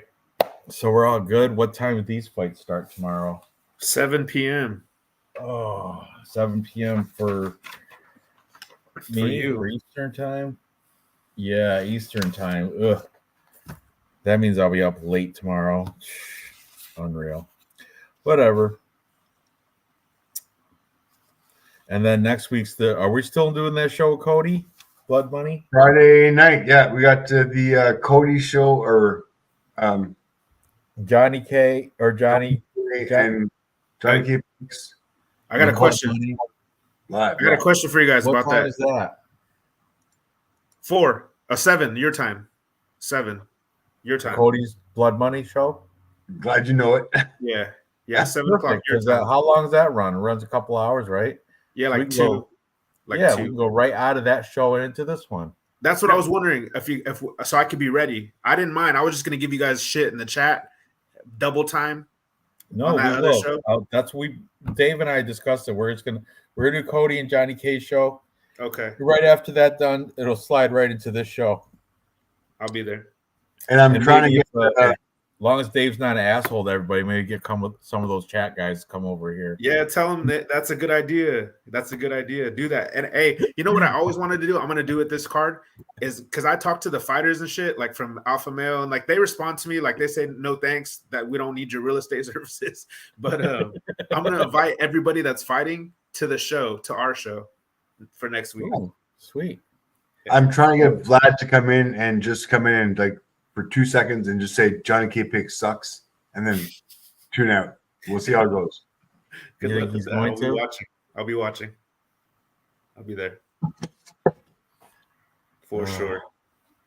So fuck, right. we gotta win. We gotta win, guys. Let's All go. right, let me put this back up there. All right, there's our 3-leg parlay. I'm right here with the spear, right to the bottom of the star. So if you guys want to fill some time with any other chat regarding this? Oh, I'm looking forward to this. I'm putting in 45 lineups. That's the most I've ever put. Maybe 50 for DraftKings. 50 different lineups. Well, that's all you got. You can't do any other gambling, right? Yeah. So I'm gonna give it a go because last week I killed it like an underdogs. I picked the with the last 4 fights. I had at the very end, I had Tabora by submission. Was that the captain bet? Like you pick a captain? Well, I did underdogs where you pick 5 predictions. You could pick like fight going over 12 minutes, fight going under 60 strikes, fight finishing by sub. Do all that. Yeah. So I picked Tabora. I got a free pick in basketball. It was like Kevin Durant to score over half a point. So I was like, fuck, I'll take that. And then the last pick I needed to hit was Tabora by sub. And when he was ground and pounding him, I was like, no. You know what's great is that the whole that Brian Ortega, the breaking the beak and shit was all fake. Just that the shit doesn't happen. They don't reborn. It's fucking stupid. And everybody was eating it up like, oh, really? Yeah. They lived for 70 years and breaking their beak and their talons and regrowing and plucking their feathers out. That shit's all bullshit. You know what's fucked up? You know what's fucked up is I used to be friends with his pastor. I was like, we would go work out here. That's phenomenal. That's crazy to me. Yeah. He was here in Modesto. His name's Jeremy Johnson. He's the pastor of that Fearless. Didn't he yell at you for something? Like, didn't he like? You Jeremy? Said he like. No. I said his wife Christy spit in my mouth. Oh, yeah, she spit in my mouth. Yeah, the pastor's wife. That's behind closed doors stuff. Yeah, well, now it's on the internet. You know, now it's on the internet. She spit in my mouth at the Taqueria San Jose. Oh, restaurant. How'd that taste? Ugh. It was beautiful. Like, it's probably one of my best memories. Honestly, like she's pretty. I really like her. Is she? So Brian Ortega's pastor's wife, and that's who he referenced. Pastor's wife spit in his mouth. Spit in my mouth. Yeah. There you go, Dave. The world is small. It's little. Enjoy. But, that's who we got the story from. Because he always used to tell stories like that to me about, and I know that's where I smelt that from a mile away. I knew it. But, shout out to Brian Ortega. He's the man. That's probably happened. Dave won an Ortega shirt for me. Team Ortega. Remember, it's a T-City. 2 or 3. I have 2 shirts. 2 Ortega shirts. Ortega shirts? Yeah, I did. But, I have an Eagles shirt. You got an Eagles shirt, too, but it's Nurmagomedov. Yes, I do. That's right. Khabib Eagle shirt. They should make an Eagle Ortega shirt with the beak broken and the talons. And the, the worst thing is that my boy Ortega. That's some nasty internal baptism. Real Fight Picks, nasty. No, man, Taqueria San Jose. I know. Was it consensual? How did that she spit in your mouth? What did her husband do? What's going on? With that? I don't know how I got so lucky. My mouth, it was beautiful. Was it a loogie or just saliva? No, it was like in there? It was like a good solid like loogie. She had a dip of Copenhagen in it. You guys do that in California? You guys dip? I see people out here having that skull. The skull, Kodiak. I used to dip when I was like 14. Mm-hmm. When I thought I was a pitcher, going to be. I tried it one time. Pitcher in Little League. I threw up and I quit. Like the first time I tried it, it was awful. I remember being hungover. I was watching Deadwood show. I was hungover. It was horrible. I never did it again. Copenhagen puts little fibers of fiberglass in there, so it breaks into your inner lip, and the nicotine shit. You're a kid and you dip Copenhagen, you'll catch a head buzz for real. Yeah, I think everybody's on the sin. The what was it? The sin. The pouches, right? The Zin. Is that what it is? Oh, those ones. Yeah, I don't know. I know what you're talking about. Those pouches. Mm-hmm. Yeah, that's like Zin or something. That's the new shit now. Yeah, my boss does those. Exactly. Yeah, that's a new dip right there. Yeah, I know. I've saw those. I'd rather they're not even nicotine. They're like fake nicotine or something. It's like to get you to quit the real stuff. Get you to quit skull and apparently does a trick. Let me get a puck of Grizzly Green. Grizzly's like the knockoff, like the generic brand of skull. Let me get Grizzly Green. All right. All right, guys. It's almost midnight. Dave said he had to be off by 8. What's your time? Almost 9, right? Yeah, it is 8:52. He said 8 o'clock, less than 8 beers. That's my new formula. Yeah, he's at fucking like 10 beers, and it's almost 9 o'clock. That's what I love. This is like his 6th time getting off screen. Yeah. No, he had a beer and said, "Fuck the bullshit. I want to stay in bullshit with my boys." That is a nice shirt. That's a nice shirt. So, Dave, almost 9 o'clock your time, right? And what beer are you on? Oh, that's a good one too. I got both those for him. Yeah, t-shirt bets. You got this one for me right here. Oh yeah, Team Alpha. That's a nice one too. Team Alpha Male. Sweet. All right, guys. This is my shirts of the day. Right here's a comment of the night. She spat in my mouth and it was beautiful. Oh man. I want to see the new Roadhouse. What's that, Hulu or Amazon Prime or something? Amazon. It's on there. I'm gonna watch it right now then. Yeah. I'm gonna make a taco or a burrito or something, and then I'm gonna make it. Go watch it. You guys want to play touch butt in the park with Fabio? Remember that? You and Fabio gonna play touch butt touching. What is it? What did he say? Nate Diaz. Yeah. You're in the park playing with touch butt with the ponytail or something like that. With the Diego Sanchez hung upside down, beaten by Fabio. Is the worst video I will ever see. Oh, it sounds horrible. Blindfolded, upside down. What the fuck? Training? What? Yeah, I seen that video of him recording him, making him pay $100,000 to him. What? Yeah, there's a video of a recent one of Fabio making Diego Sanchez pay $100,000 writing a check out. Yeah. That's a shame on Diego Sanchez for being an idiot. I was never a fan anyway, Diego Sanchez. No. Poor Diego. Joshua Fabio. Credit to him, man, if he can make scam someone for $100,000. If he can make another grown man fighter, gay only fans without knowledge or consent playing touch butt in the park. Come on, man. Yeah. Come Hey, you on, know man. what? Hang upside down while he's getting Guys. beaten on video. Guys. Jesus. You're talking about a con man taking advantage of Diego Sanchez, who is a CTE victim. You know what? Diego Sanchez wanted to be taken advantage of. Why was he? Con man, CTE, not a good man. I was in Stockton last week, and I almost went by Nick Diaz Academy, except it wasn't open yet. It was going to be open at 5:30. I wanted to go. Just my excuse was to buy a shirt. I was actually a little nervous though, because Stockton's kind of crazy, and You I'm see kind of Chelsea glad. Handler I'm glad it was running, closed. jogging around, running. She's from Stockton. Hell yeah, she looks like it.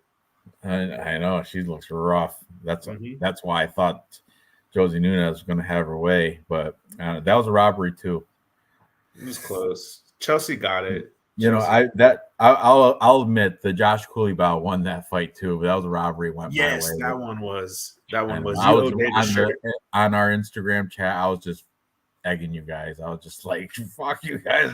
Josh Cooleybow sucks." I told No, you. he did like a dancing emoji. The fuck?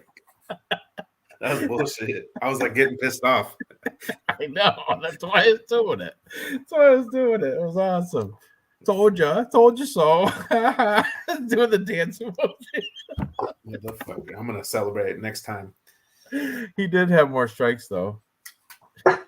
All right, my beard's gone. I gotta go. It's almost midnight here. Then it's almost 9 o'clock. An hour past Dave's deadline. 8 and 8 is great. 8 is great. Anything more than that, it's too late. Mhm. I can't get a date. 9-9. For Christ's sake. What? 9-9. Night. Let Good night. me just put this. Where's our bet? I just want to leave. I'd like to leave the show with the lost it. Oh, unbelievable. Oh, there it is. There it is. There's our. What the fuck? There it is. What the hell? Dave, knock it off. It's you, asshole. Knock it off. There's our bet, our 3-leg parlay. Lock it in. It's going to cash. Count on it. You put your mortgage on that thing. Mm-hmm. And everybody else, good luck tomorrow. I miss Illinois Bigfoot. We got to get him back on the show. Manny, too. Manny came and apologized to me for nothing. He ain't do nothing. I don't know why he thinks I'm mad at him, but on Instagram, he apologized for nothing. So we should get him back on the show, too. I thought he was mad at me for calling him Mexican when he's Puerto Rican. And I know those guys don't like that. You get offended, do you? Real Fight Picks? You get offended if someone calls you the wrong Spanish race? No, dude. It's like I'm like, motherfucker. It's a little jab when you make fun of the fact that I don't know Spanish. A little jab, like you asked me, like, what's that mean? And honestly, I'm like, fuck, dude. I have no idea, you know? I get a little offended when people call me Chinese and I'm Korean. I get a little bit offended. Yeah. I'm American. Yeah. I'm American. Embe, I think her boyfriend made her quit. He did not like us. Oh shit! I heard up a while ago. Oh. What? You text her? No, we'll talk later. All right, but yeah, Embe, I miss her, but her boyfriend totally made her quit. He did not like us, but we were kind of being ourselves. Sorry. All right, man. I'm going to end the stream. Good night, guys. Good luck tomorrow, and we'll see you next week after Blood Money and Johnny K Picks are doing a show, and Dave and I are going to be on it. It's the Atlantic City Fight Night show, and that's at 7 o'clock Eastern time. Following that show, we're going to roll right into this stream, so it's going to be a long night for me that night, but it's all good. It's going to be worth it. So see you guys next week. All right. Take care. Take it easy, guys. Good luck.